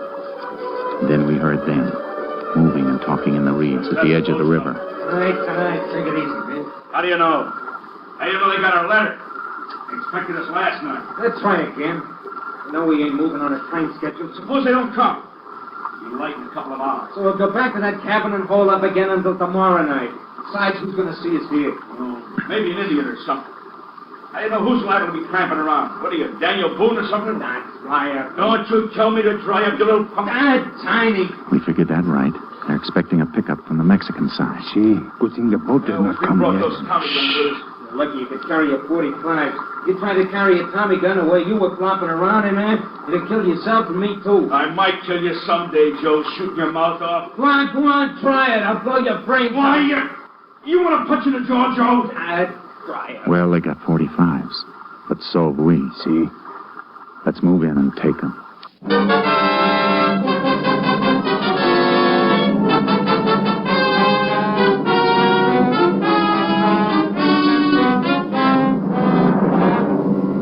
We slipped down to the edge of the reeds. I tapped Sanchez to move off about 30 yards so they'd have to come between us if they made a break away from the river. We couldn't see them in the reeds, but they couldn't see us either. Sanchez reached his position, and then I straightened up. Tiny! Joe! Who's that? Get up, Tiny! I'm a Texas Ranger. There's a posse of 20 men in the hills. You're surrounded. Will you come out? That won't do you any good. This way, Tiny. Open up, Sanchez. Don't get through here! That's a posse signal, Tiny. They'll all be heading this way. You won't be here to meet us! Late gun! What's the matter, Tiny? Your gun empty? Mine isn't, Captain! Hey! How'd you fellas ever kill anybody? You don't even come close. Where are you, you hicks? I'll kill all of you, you stinking hicks! I'm over here, senor! Oh, yeah? The rest of the posse will be here soon. It'll be daylight. We'll starve you out or burn you out. You're hogtied. You better give up while you can. I ain't giving up. I'll take a lot of you hicks with me. Come on, Joe. Hey, William, bring them this way, son. Joe! Joe! Joe! You dirty!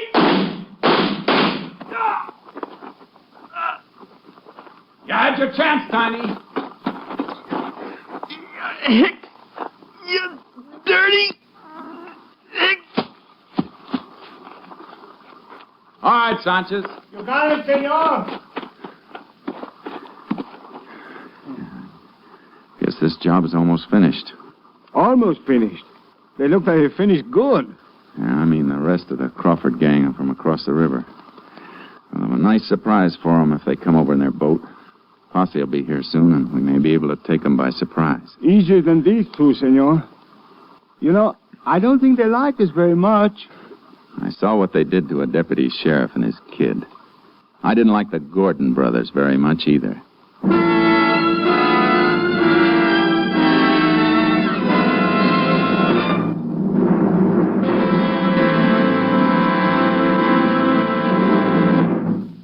2 hours later, other members of the Crawford gang were surprised and captured without resistance when they crossed the Rio Grande to keep their rendezvous with the Gordon brothers.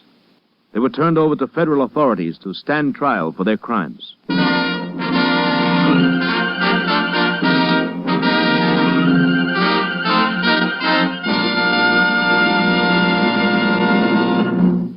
Well, partner, whether you're riding the Texas prairie or smelting steel in Pittsburgh, first you need your Wheaties.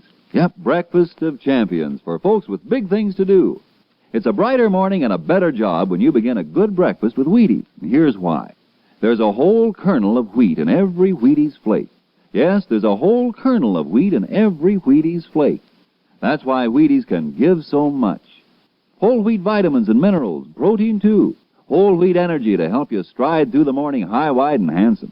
Yes, there's a whole kernel of wheat in every Wheaties flake. That's how Wheaties at 7 can help at 11. You try 'em. Golden Flakes, Crisp Flakes, Wheaties Flakes. Have some tomorrow with milk and fruit, and see yourself how Wheaties at 7 can help at 11. Next week, Joel McCrea in another authentic reenactment of a case from the files of the Texas Rangers.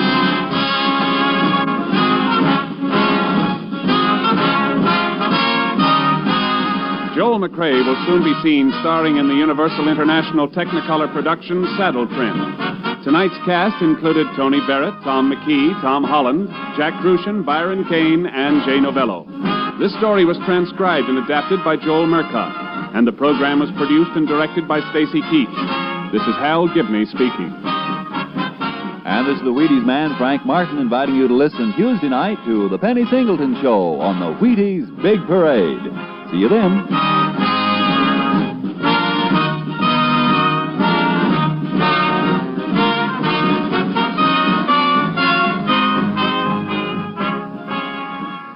"75 years ago, July 29, 1950, Tales of the Texas Rangers here on Classic Radio Theater with Wyatt Cox. Visit our webpage at classicradio.stream. Up next, we'll go to comedy with George Burns and Gracie Allen.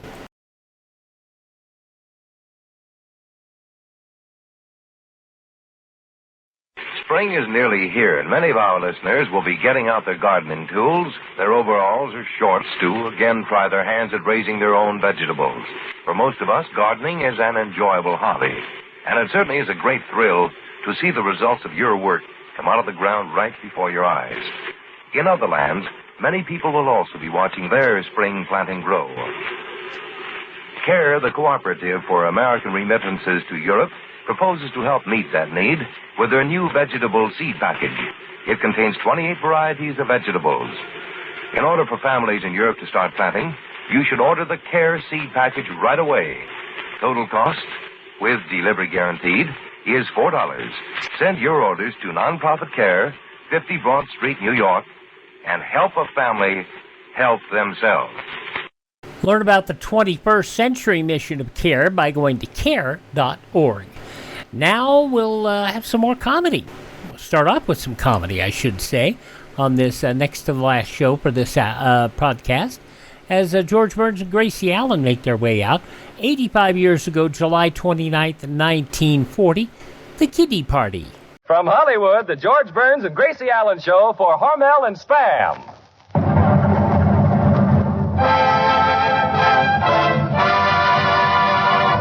Crazy people.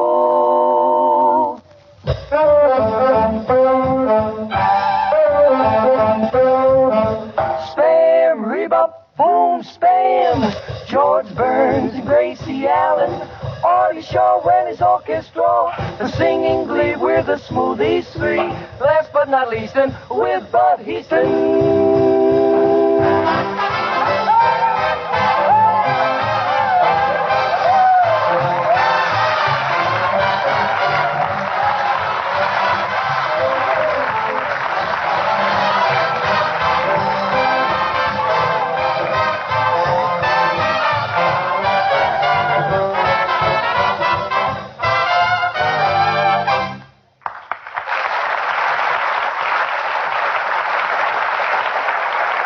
Yes, it's Burns and Allen night at your house again. Fun and laughs with George and Gracie, and a hint on how you can laugh at old man warm weather. Serve Spam and vegetable salad.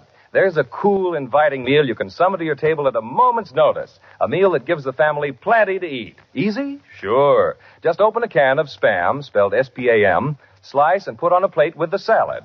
Those juicy, tender slices of Spam really make the meal. Spam is grand-tasting meat with a flavor that's downright good. So ask your food dealer for Spam. Serve it tomorrow. Try those easy recipes on the label.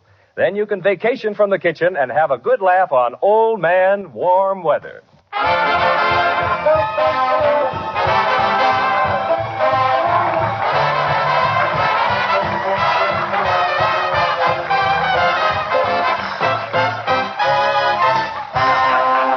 now for the stars of our show, those two Spam ambassadors of fun, George and Gracie.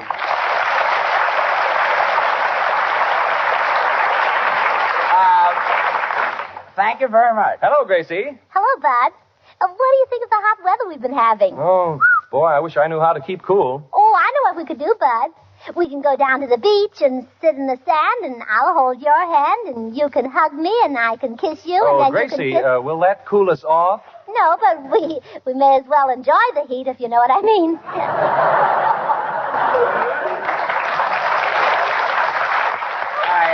I think he knows what you mean, and Gracie, quiet about the heat. The tourists might be listening. Tourist? What's a tourist? What's a tourist? Yeah. Look, Gracie, let's say you leave the studio, you cross Hollywood and Vine, you get on a bus. Oh, it's impossible. What's impossible? To cross Hollywood and Vine. All right, forget Hollywood and Vine. You get on a train in Los Angeles and you travel and travel and travel and travel. What are you? Still in Los Angeles.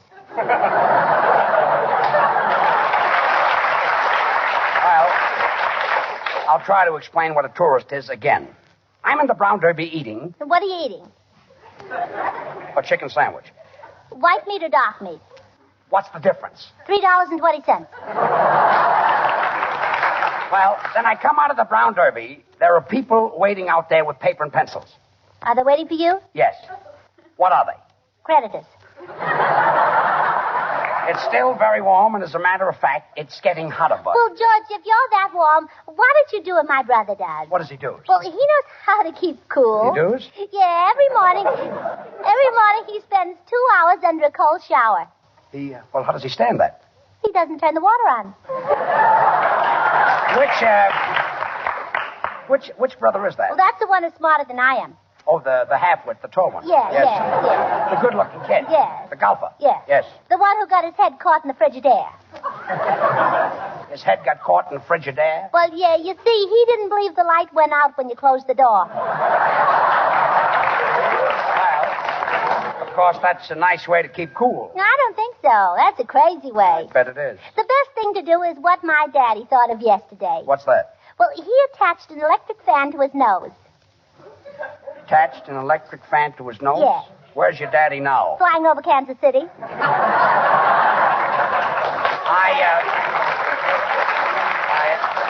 really think I was better off with the tourist. What's the tourist? Quiet. Come in. 4 years in Harvard, and all I do is open and close doors. Sound man, stop grumbling and open the door. I'll do it, but my heart isn't in it. Mr. Burns? Yes. Mr. Burns, you've got a wonderful program, and I think you're great. And I've come all the way from New York to Los Angeles to get your autograph. Well, you're just in time, mister. I've been trying to explain to Gracie what a tourist is. Now, if you came all the way from New York to Los Angeles and you want my autograph, what are you? Your brother Willie, remember? Well,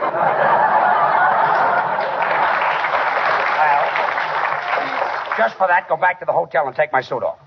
Quickly. Sound man, these door slams that you give out each week are going to knock down the building. Mr. Burns, Bing Crosby says, boo-boo-boo-boo. For that, he gets $10,000. Ted Lewis is everybody happy, $12,000. Jack Benny, terrific vocabulary. Instead of saying hello again, jello again, $20,000.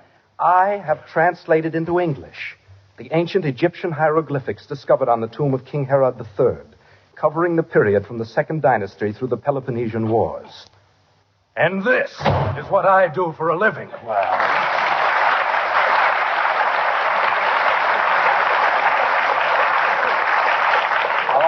right after the broadcast, I'll give you a gold star and a Tootsie Roll. And now the smoothies, Babs, Charlie, and Little are going to sing a very... Señor Burns, con permiso, quiero decir una cosa, por favor. Hey, guitar player. Senor Lee, what is it now? There's one member in the orchestra who sings much better than the Smoothies. He is the greatest singer in the country, but he is too modest to tell you. Who was that? Me. You're the greatest singer in the country? You really think so? So the Smoothies will sing... Hey, George, I finally got it. Now, how could I have been so stupid? I know what a tourist is. Well, good. What is a tourist? Your brother Willie. Gracie, a tourist is a person who travels from place to place and never stops. Oh, Eleanor Roosevelt.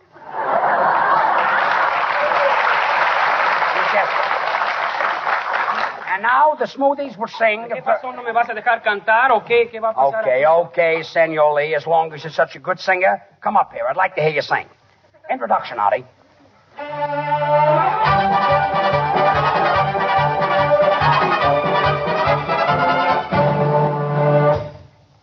Not in the mood. Well,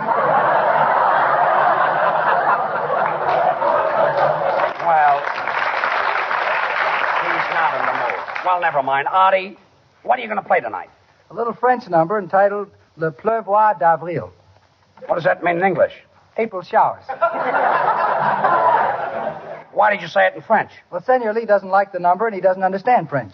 Why doesn't Senor Lee like April showers? Why, it's a beautiful number. When April showers will come your way home. What's the matter? Well, Artie, I suppose if Senor Lee doesn't like it, you'll have to play something else. Yep, tonight I'm going to play Temptation. Fine. Why he puts up with that Senor Lee is more than I can understand. Say, George, you just don't understand the Latin people, that's all. But you do, huh? Well, I was in South America. I know exactly how they live. All night long, they sit under the moon and make love. And They sit under the moon all night and make love? Yeah. What do they do in the daytime? Well, they sit under the sun and cool off. Artie, Temptation, please.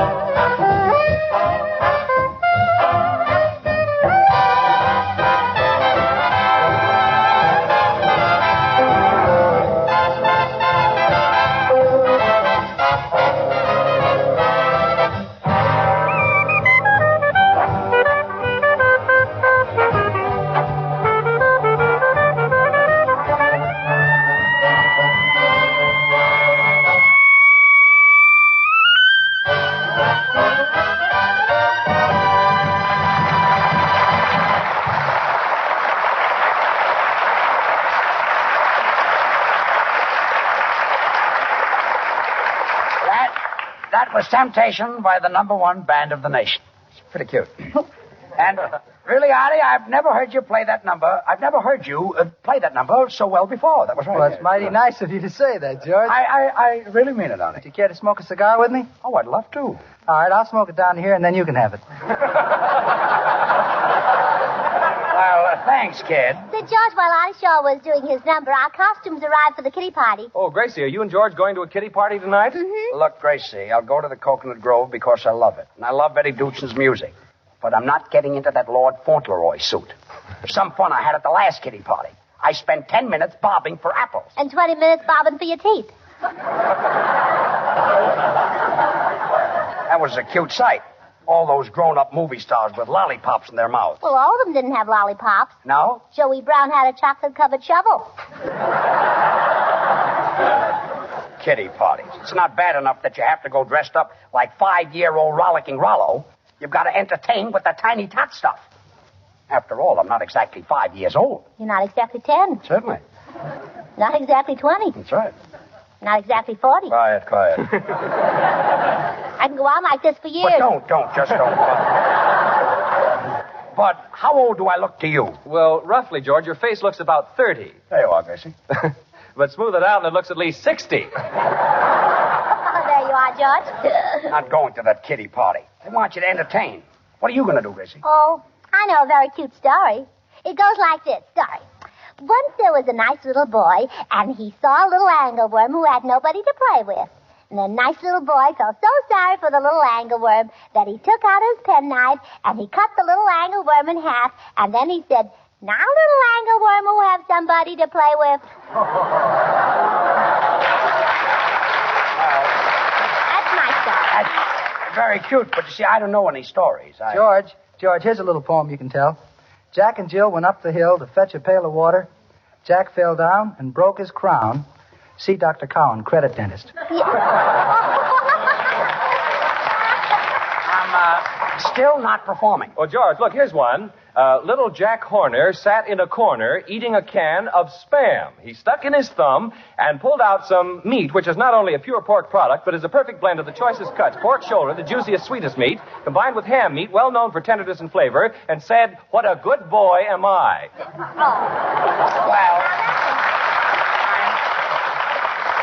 I'm still not performing. Well, George, why don't you do a little poem like this? I don't want to hear it. Good. I always use a dial phone. With me, it never fails. I never get my number, but it manicures my nails. Gracie, I'm still not performing. Mr. Burns, if you'll allow a sound man. Allow it. Here is a simple little poem which I recited when I was 6 years old. Poem. Species aromatic Rosa bacilli are red. Species genus Viola septuri are blue. C2H4O16 is a split carbohydrate. And so are you. Oh, that's beautiful. Why did you do that, George? You think I ought to do that I one? love that one. Still not performing. Senor Burns, I have a children's poem. Well, keep it. I'm a little wildflower, growing wilder every hour. Nobody tries to cultivate me. Caramba, do I smell. Boys, look, I've got a TL for you. Forget the poems, and I'm not going. Oh, but I've got a beautiful costume for you. Little short pants and a busted brown collar and a big bow and a little sailor hat. Oh, you look awfully cute. Dapper, huh? No, you're too old to wear dapper. Oh, well,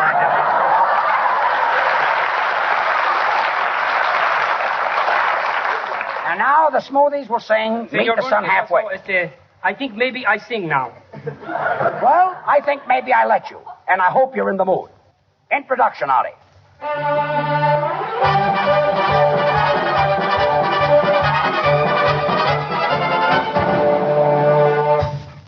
Not in the mood. Senor Lee, I don't think you ever sang in your life. Que barbaridad. I sang Carmen in South America. Well, I was there. Quiet. I can picture it now. There I am in the middle of the arena, the greatest singer in the world. Oh, dressed like a toreador. Thousands of people applauding. The lights dim down. I open my mouth. And the bull rushes out. Oh, Smoothies, the song.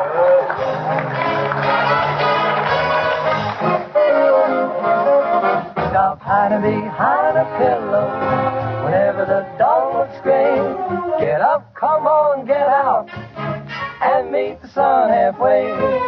There may be a fortune waiting, or maybe an ache souffle. Get up, come on, get out, and meet the sun halfway. Get into the tub as you begin to rub and scrub. Give out with your version of the road to Mandalay. Don't ever expect the bright side served up to you on a tray.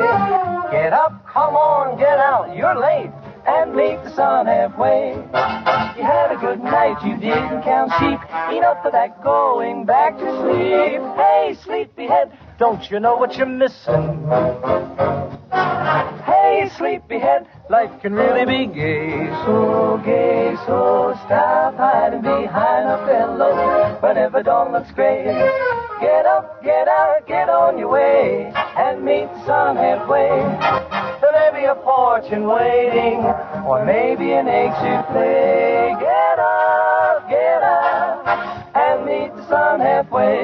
Get into the tub, and start to rub and scrub. Why don't you give out with your version of the road to Mandalay? Don't ever expect the bright side served up to you on a tray. Why don't you get up, get out, and meet the sun halfway? Come on, get up, it's sunny outside. Get out of there, you're on the right side. You meet the sun halfway.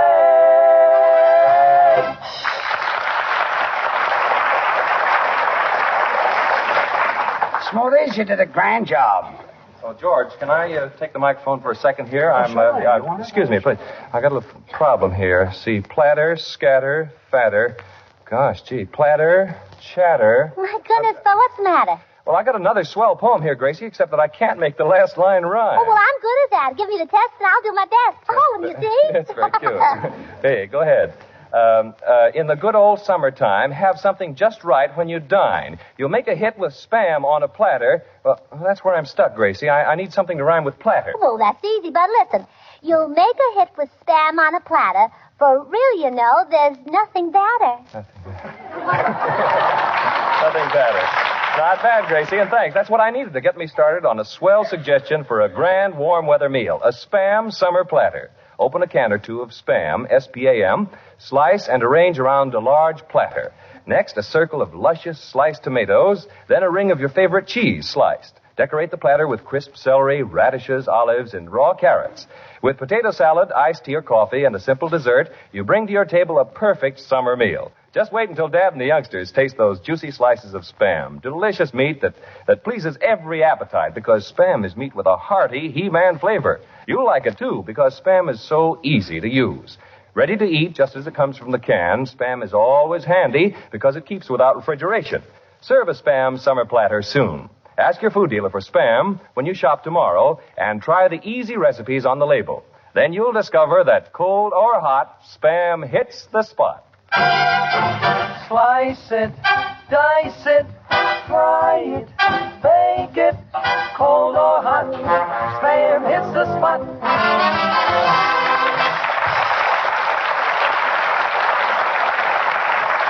Smoothies, that was really swell. See, George, I saw all the costumes for the kiddie party tonight, and Georgie Jessel's wife's costume is the prettiest. It is, huh? Yes. Oh, it's very cute. She's going to wear little Bobby socks and a little baby bonnet and a little white play dress and a blue sash on it. Probably be very happy in a thing like that. Well, she should be. It was her wedding gown. Well, it's too bad, Gracie. I won't be able to see the dress. Why? We won't get there until after 9, and Mrs. Jessel will be home before that. Oh, doctor's orders? No, the curfew law. Curfew law? Yes. What's that? It's a law that's just been passed in California. It's for the protection of juveniles. Who are they? Before you were 18, what were you? 17. According to the new curfew law, if you're under 18 and you're out after 9 o'clock, an officer comes up and serves you with a writ. Just me? No. If your brother is out, the officer comes up and serves him with a writ. And if his brother is out, he serves him with a writ. Now, do you know what it is? Yeah, the Ritz brothers. The only one who can explain a law like this to you, Gracie, is a jurist. But you don't even know what a jurist is. I do, too. What's a jurist? You cross Hollywood and Vine, you get in a bus, and you think it's your brother Willie. Turns out to be Eleanor Roosevelt. Look, curfew is a thing that's impossible to explain to an idiot. Mr. Burns, I think I can explain it to you. Well, thanks, sound man. Thanks, oodles. I'll admit I haven't had a college education, so no matter what you're explaining, you're wasting your time because I can't understand it. So go back to your door. Peasant. That's what I do for a living. How did I get mixed up in a thing like this? No, none of this would have happened if you put on your kitty costume in the first place. All right, I'll go off stage and put it on right now. And I'll leave it to the rest of the cast and see if it doesn't look silly. All right, well, come right back. Yes, I'll be right back. Oh, Bud, I wish you were going to the party. Yeah, so do I. It's going to be a swell party. Mickey Rooney is going to bring Ann Sheridan and Charles Boyer. That's a funny thing. If Mickey Rooney is bringing Ann Sheridan with that new curfew law, Mickey will have to be home by 9 o'clock. Yeah, or else he'll be arrested for arson. Arson? Gracie, arson means burned up. Well, if you had to leave Ann Sheridan at 9 o'clock, you'd be burned up, too.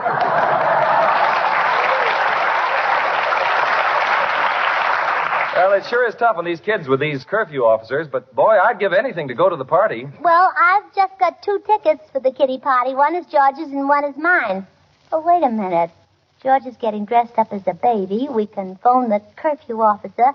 He'll take George home and put him to bed, and you and I can go to the party. Oh, that's wonderful. Well, why didn't I think of that? Oh, dear. Who knows the number of the curfew officer? Well, I think it's a rotten trick you're playing on as nice a fellow as George. The number is Gladstone 1131. Oh.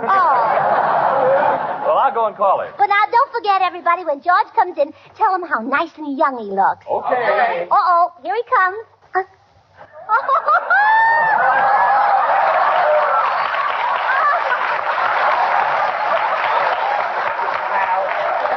Here I am. Dad.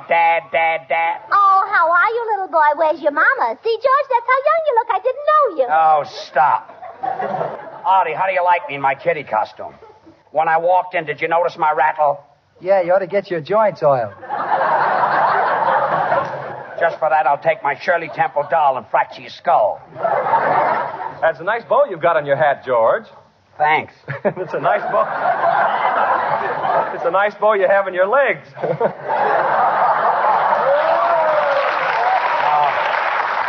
yeah? Oh, but you shouldn't say things like that about George. Thanks, Gracie. Legs like his are few and far between.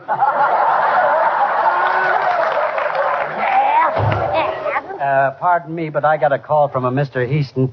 Oh, so I guess you're the little girl, or boy. What a cute little boy, and what a cute outfit. How old are you? Uggle, glubble, glubble. My, you look older than that. All right, so I'm uggle, glubble, glubble and a half. A little 5-year-old boy smoking cigars? Yes, and I dink, too. What? I dink. Oh, George, you can speak plainer than that. Well, come along with me, my little man. I can't. I gotta go to a party at the Cocoanut Grove. I'm the curfew officer. We're gonna have a lot... Wait a minute, brother. I happen to be a very old man. Mister, did you ever see a 5-year-old with a face like mine? Yeah, I came in second yesterday at Hollywood Park.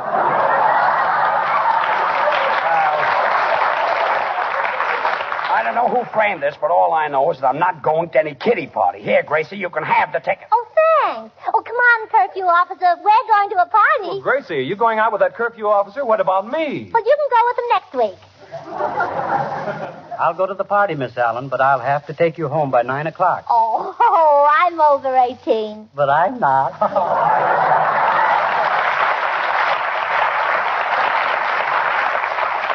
Well, that's fine. Bueno, entonces, ¿qué pasó? ¿Siempre voy a cantar o no? Artie, what does the senor want now? Now he's in the mood to sing. Well, all right, come down here and sing. But is the audience in the mood? Audience, are you in the mood? They're not in the mood. Well, all right, senor. Don't sing and don't bother me and don't come back next week. Senor Burns, that did it. Oh, you're going to quit? No, now I'm in the mood. Okay. Una vez más te pido yo que me perdones, te pido que no me abandones. ¿Qué hago sin ti? Una vez más quiero besar tu linda boca, ciego de amor y pasión loca que siento por ti. Yo tu belleza no la olvido, pues es difícil de olvidar. Tu nombre siempre lo bendigo, aunque tú me hiciste un gran mal. Te pido una vez más, quiero besar tu linda boca, ciego de amor y pasión loca que siento por ti. Ole, ole, ole.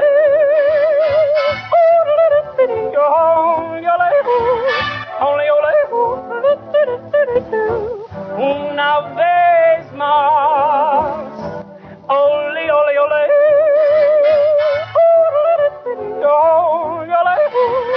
Ole, ole. Una vez más.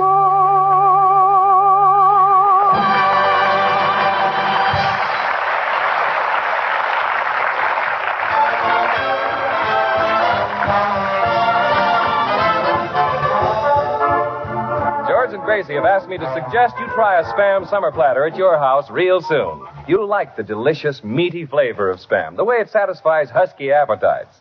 So just open a can of Spam, slice this grand-tasting meat, and let it headline a platter of tomatoes, cheese, crisp celery, and favorite summer fixins. That's the easy way to good, warm-weather meals. Ask for Spam, S-P-A-M, when you shop tomorrow.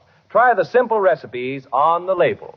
Thank you, Bud. Gracie, say goodnight. Oh, good night. Oh, say, George, Senor Lee's song made me feel so romantic. I feel like kissing somebody. Well, how about kissing me? Well, pucker up your lips. Well, they're puckered. Well?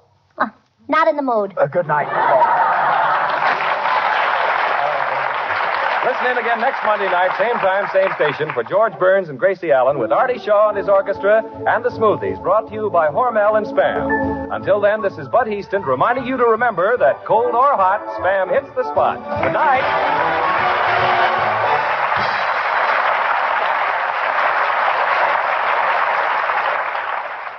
85 years ago, July 29, 1940, George Burns, Gracie Allen for Spam on Classic Radio Theater with Wyatt Cox. Up next, we'll go to Pine Ridge, Arkansas, see what's going on with Lum and Abner.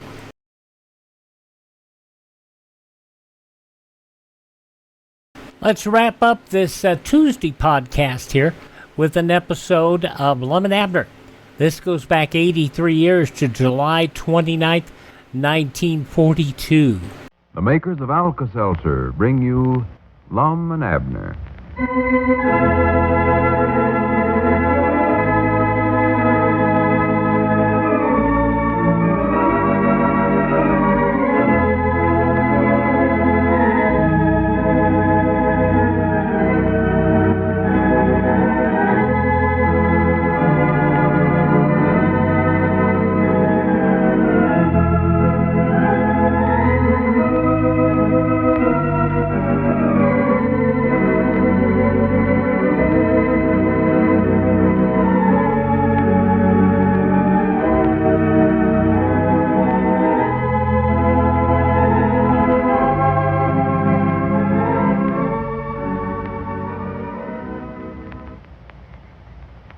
Yes, friends, it's Lum and Abner time again. And how fitting it is that another old friend of yours, Alka-Seltzer, should bring you these regular visits. For after all, Lum and Abner and Alka-Seltzer have a lot in common. They're both friendly, helpful, and dependable. Now, if you're one of the few Lum and Abner fans who have not as yet become acquainted with the fast, pleasant relief Alka-Seltzer offers for so many different common ailments, why put off trying it any longer? You're in for a pleasant experience the very first time you take Alka-Seltzer for a headache, a touch of acid indigestion, sour upset stomach, muscular aches and pains, or for that dull headachy feeling of a cold. In fact, we believe the first trial will make you an Alka-Seltzer booster, too. So next time, Ask your druggist for Alka-Seltzer. No? Let's see what's going on down in Pine Ridge. Well, Lum called the editor of the paper at the county seat and learned these meager facts about the strange ad in the paper. The one that contained a post office box number and a copy of the coat of arms found in the baby's locket. It was inserted by a tall, slender man wearing a slightly frayed gray suit. He gave no name or left any other mark of identification. As we look in on the little community today, we find Lum and Abner in their jot-em-down store and library, still arguing over what course to pursue as far as that ad is concerned. Well, if we don't write to that address in Kansas City, we won't never find out nothing about little Charlie Abner. About who? Well, the baby. Oh, well, to be honest, Abner, I don't believe I want to find out anything about him. Don't want to find out nothing about him. Well, I know just as sure as the world we'll have to give him up if we discover who he is or who he belongs to. Well, yeah, but I'm getting awful curious about that insigging on about the feller that put that want ad in that paper in there at the county seat. Well, just don't let that curiosity of yours get the best of you. I think we ought to let well enough alone. The day we write to that box number in Kansas City, that's the day our trouble will begin. How do you know it will? I can just feel it in my bones. In your bones? Yeah? You got the rheumatics? No, I mean something inside of me says we oughtn't to get ourselves mixed up in this. Something inside of you? Mean you talk inside yourself? Oh, for goodness sake, no, Abner. I just got intuitions. Huh? That insignia more than likely belongs to some secret outfit, and I don't want to have nothing to do with no secret club. Huh? They might be a bunch of crooks or robbers, for all we know. They might, huh? Yeah, desperados or bandits, kidnappers, pirates. Oh, my goodness. Now, no telling what they might do to us, or to the baby. Now, the best thing for us to do is just forget we ever seen that insignia. Well, I reckon you're right, Lum, but I still think... You watch the store for a little while, Abner. I'm going over to see Dick Huddleston. Huh? I want to see if he knows anything about adopting babies. Adopting babies? Yeah, I'll be back directly. Well, now, wait a minute, Lum. Are you aiming on adopting Charlie Abner? No, I ain't. Because there ain't no baby by that name. Yeah, well, just a minute now, Lum. I ain't going to let you adopt that baby. He belongs to me just as much as Abner, he does just to a you. phone. That was our ring. Oh. I'll see you in a little while. All right. Dad, blame it anyway. Hello, Jot-em-Down Store and Library. Abner Peabody doing the talking. Oh, howdy, Miss Bates. What can we do for you today? Mom? Oh, no, we ain't got a name for the baby yet. Orville? Well, I don't know. I'll ask Lum when he gets back and see if he likes it. Yes, Mom. Wonderful world. Yes, Mom. Excuse me, Mr. Abner. Keep quiet. Mom, no, I was talking to Cedric. Yes, Mom. What else did you want, Miss Bates? Oh, all right. Goodbye. Howdy, Mr. Abner. Yeah, hello, Cedric. Didn't mean to butt in on you talking on the phone. Oh, that's all right. Weren't any importance, no way. Dogged everybody calls up to give us a name for the baby, but they don't ever order no groceries or nothing no more. Yes, well, look what I got here in this box, Mr. Abner. What box? I don't see no box. Well, I'll be doggone. I must have left it across the street. I thought it was awful light. Just a lucky thing your head's fastened on, Cedric. You'd forget that, too. Yes, Ma. What was in the box you did have? A pigeon. Pigeon? A carrier pigeon, yeah. I'm in the carrier pigeon business now, I think. You are? Well, whereabouts did you get a carried pigeon, Cedric? From Shorty Foster. Oh. Swapped my detective agency for it. You're a detective agent? Yes, I thought that belonged to Mousy, the masked muskrat. Yeah, well, it did belong to Mousy, but he wanted a retard, so he sold it to me. I got a bargain in it, too. You did, huh? Yes, sir. How much did you pay Mousy for it? Oh, I forget now, but I believe it was $80,000. $80,000? Yes, Mom. Ah, you ain't got that much money, Cedric. Well, we worked out a deal. Just paid part of it in cash. And how much of it in cash? 90 cents. Oh. Then I'm going to work out the rest of the $80,000. Well, how you going to work out that much money, Cedric? Mowing his lawn every Saturday. Oh, I see. Well, of course, that's going to take you an awful long time to pay off that amount, Cedric. Might take you a whole year to do it. I don't care. It was a good bargain. Yeah. You got me into the carrier pigeon business. You got any messages you want sent any place, Mr. Abner? No, I don't believe I have, Cedric. I ain't got no messages of no kind. Now, wait a minute. Wait a minute. Oh, wait. Doggies, I wondered if I'd dare do it. Dare do what, Mr. Abner? Doggies, I'm going to do it, Cedric. I don't care what Lum thinks. I'm going to do it. Get a paper and pencil, Cedric. I'm going to dictate a letter to you right now. Oh, boy, this is going to be fun. Where about some paper at over here? Right over on the counter by the phone there. See that writing tablet there? That's the one. You sure you'll send this by carrier pigeon now? Well, I don't care how it's sent, just so it gets sent, Cedric. That's all I care about. But I don't tell Lum about this, so... No, Mom. Is this paper all right? Yeah, that's fine. Lum thinks we oughtn't to write this letter, but I believe we ought to. And if he thinks he can go ahead and try to adopt that baby himself, I got a right to do this. You ready, Cedric? Yes, Mom. Start dictating. Dear...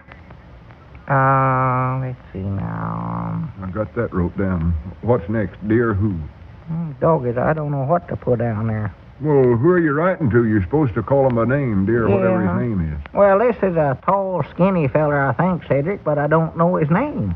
Well, why don't you write to somebody you know? You can't say, dear, tall, skinny feller. Well, no, but I can't find out nothing about the insignia that-a-way, neither. It's got to be this tall, skinny feller, 'cause he's the one that come to the newspaper office and put that ad in there. Ad? Yeah, you know, the one that had a picture of coat of arms on it. Same coat of arms we found in that locket around the baby's neck. I don't know what you're talking about, but I reckon it's all right. Why, we found it in a locket he had on his neck there. And then we seen this ad in the paper, but the ad never give no name to it. It was just a post office box number, and Kansas City was the only address on it. I'll tell you, how about saying, dear Fred? Oh, no, couldn't do that, Cedric. If the feller's name weren't Fred, why, he'd think the letter was for somebody else, and he wouldn't ever read it. Just put down, Dear Mister. That ought to do it. Yes, well, dear Mister. Yeah. How many S's in Mister? Just 2, Cedric, that's all. Dear Mister, we seen your ad in the paper. Am I going too fast for you? Yes, Mom. Well, hurry up, Cedric. I want to get this did before Lum gets back. All right, I got it wrote down now. Go on. Now, what does that insignia stand for? Question mark. What does that, how you spell insignia? Sig. S-I-G-G, G-A, no, N-A. I-N-S-I-G-G-G-A-N-A. Yeah, that's right. Now, put down, we have a baby. No, better scratch that out. I don't want to know we actually got the baby. Put this down instead. Do you know any babies that has a copy of this insignia on a locket? Have you got that? Not yet. Well, hurry up, Cedric. While you're putting that down, I'll get the envelope here for you to mail it in. Now, sign my name to it, Cedric. Abner Peabody, Pine Ridge. Now, here, I'll put the address on this envelope while you're doing that. Let's see now. Do you want yours truly wrote down here? No, I ain't got time for that. Hurry up, Cedric. Yes, Mom. Oh, wait a minute. There comes Lum back already. Here, Cedric, put the letter in this envelope and get out of here just as quick as you can. Well, I'll take it right over and give it to my carrier pigeon. Yeah, don't say nothing to Lum now on your way out about this. Just keep right on going. Yes, Mom, I will. No, but I hope Lum don't stop him and ask what he's got. That boy never knows the right thing to say. Well, howdy, Lum. You back already? Yeah, whereabouts was Cedric going in such a big rush? Oh, I don't know. I never paid no attention to him, I don't think. Looked like he had a letter in his hand. Did it? Well, reckon what that could have been. What did Dick say about you adopting a baby? Oh, he was pretty unencouraging about it. He was, huh? Yeah, let me sit down here. Yeah. He said that a whole lot of legal papers had to be got up, and said if the baby's parents was living, I couldn't adopt him without getting their consent first. Oh. And we know his mama's living, because she's the one that brought him here to the store. Leastways, we think that was his mama. Yeah, she appeared to be. And I had it all figured out, too. I could just see his name at the top of the graduating class. Lum Edders Jr. the Second. Junior the Second? Yeah, but now I don't know what to do. Don't know which way to turn, hardly. Well, maybe we ought to write to that address in Kansas City, Lum. No, that's the one thing I know we oughtn't to do. Oh? That'd just get us in a lot of trouble. Would, huh? Of course it would. You can just get that idea out of your head right now. Well, now, Lum, if we just wrote a little bitty letter to him and never asked him a whole lot about it. Well, the letter's on its way, Mr. Abner. Huh? Say the letter's on its way. Oh? What letter? One to Kansas City. Oh, my goodness. Abner Peabody, did you go and write a letter? Now, wait just a minute. Now, let me explain. Cedric has got this carried pigeon, and he... Say, Mr. Abner, I forgot to tell you my carrier pigeon don't go to Kansas City. He don't? No, Mom. He just goes to Shorty Foster's backyard. That's where he always flies to. Well, why didn't you tell me that before I give you the letter, Cedric? Granny, this is the first good news I've heard today. Good for the pigeon.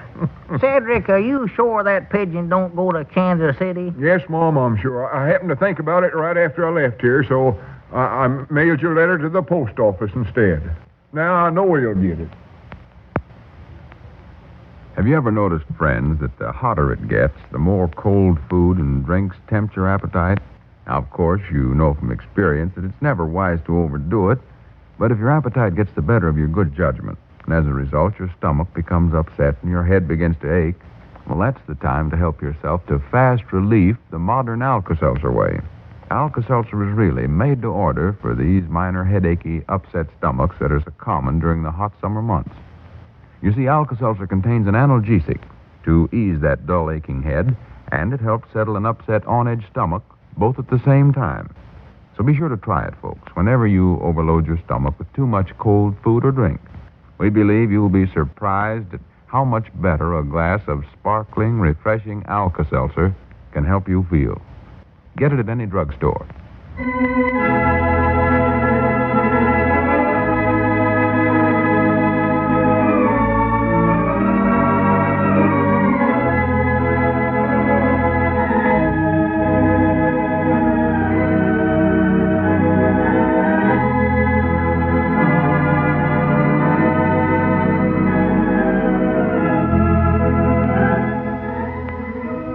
Have you decided what you would name the little boy left in Lum and Abner's care? Well, if you haven't sent in the name of your choice to Movie Radio Guide magazine, you'd better hurry, because it must be in the mail not later than midnight this Saturday night. Help Lum and Abner name the little boy, and you may win any one of 38 cash or war bond prizes. See this week's issue for complete details. But hurry! Think it's a little late for the contest. 83 years ago, July 29, 1942, Lum and Abner, here on Classic Radio Theater with Wyatt Cox. Join us tomorrow for 4 shows from 1950. Jeff Regan, Investigator, The Whistler, Mr. President, Top Secret, and another episode of Lum and Abner. Thanks for being with us here on Classic Radio Theater. We'll see you tomorrow. I'm Wyatt Cox.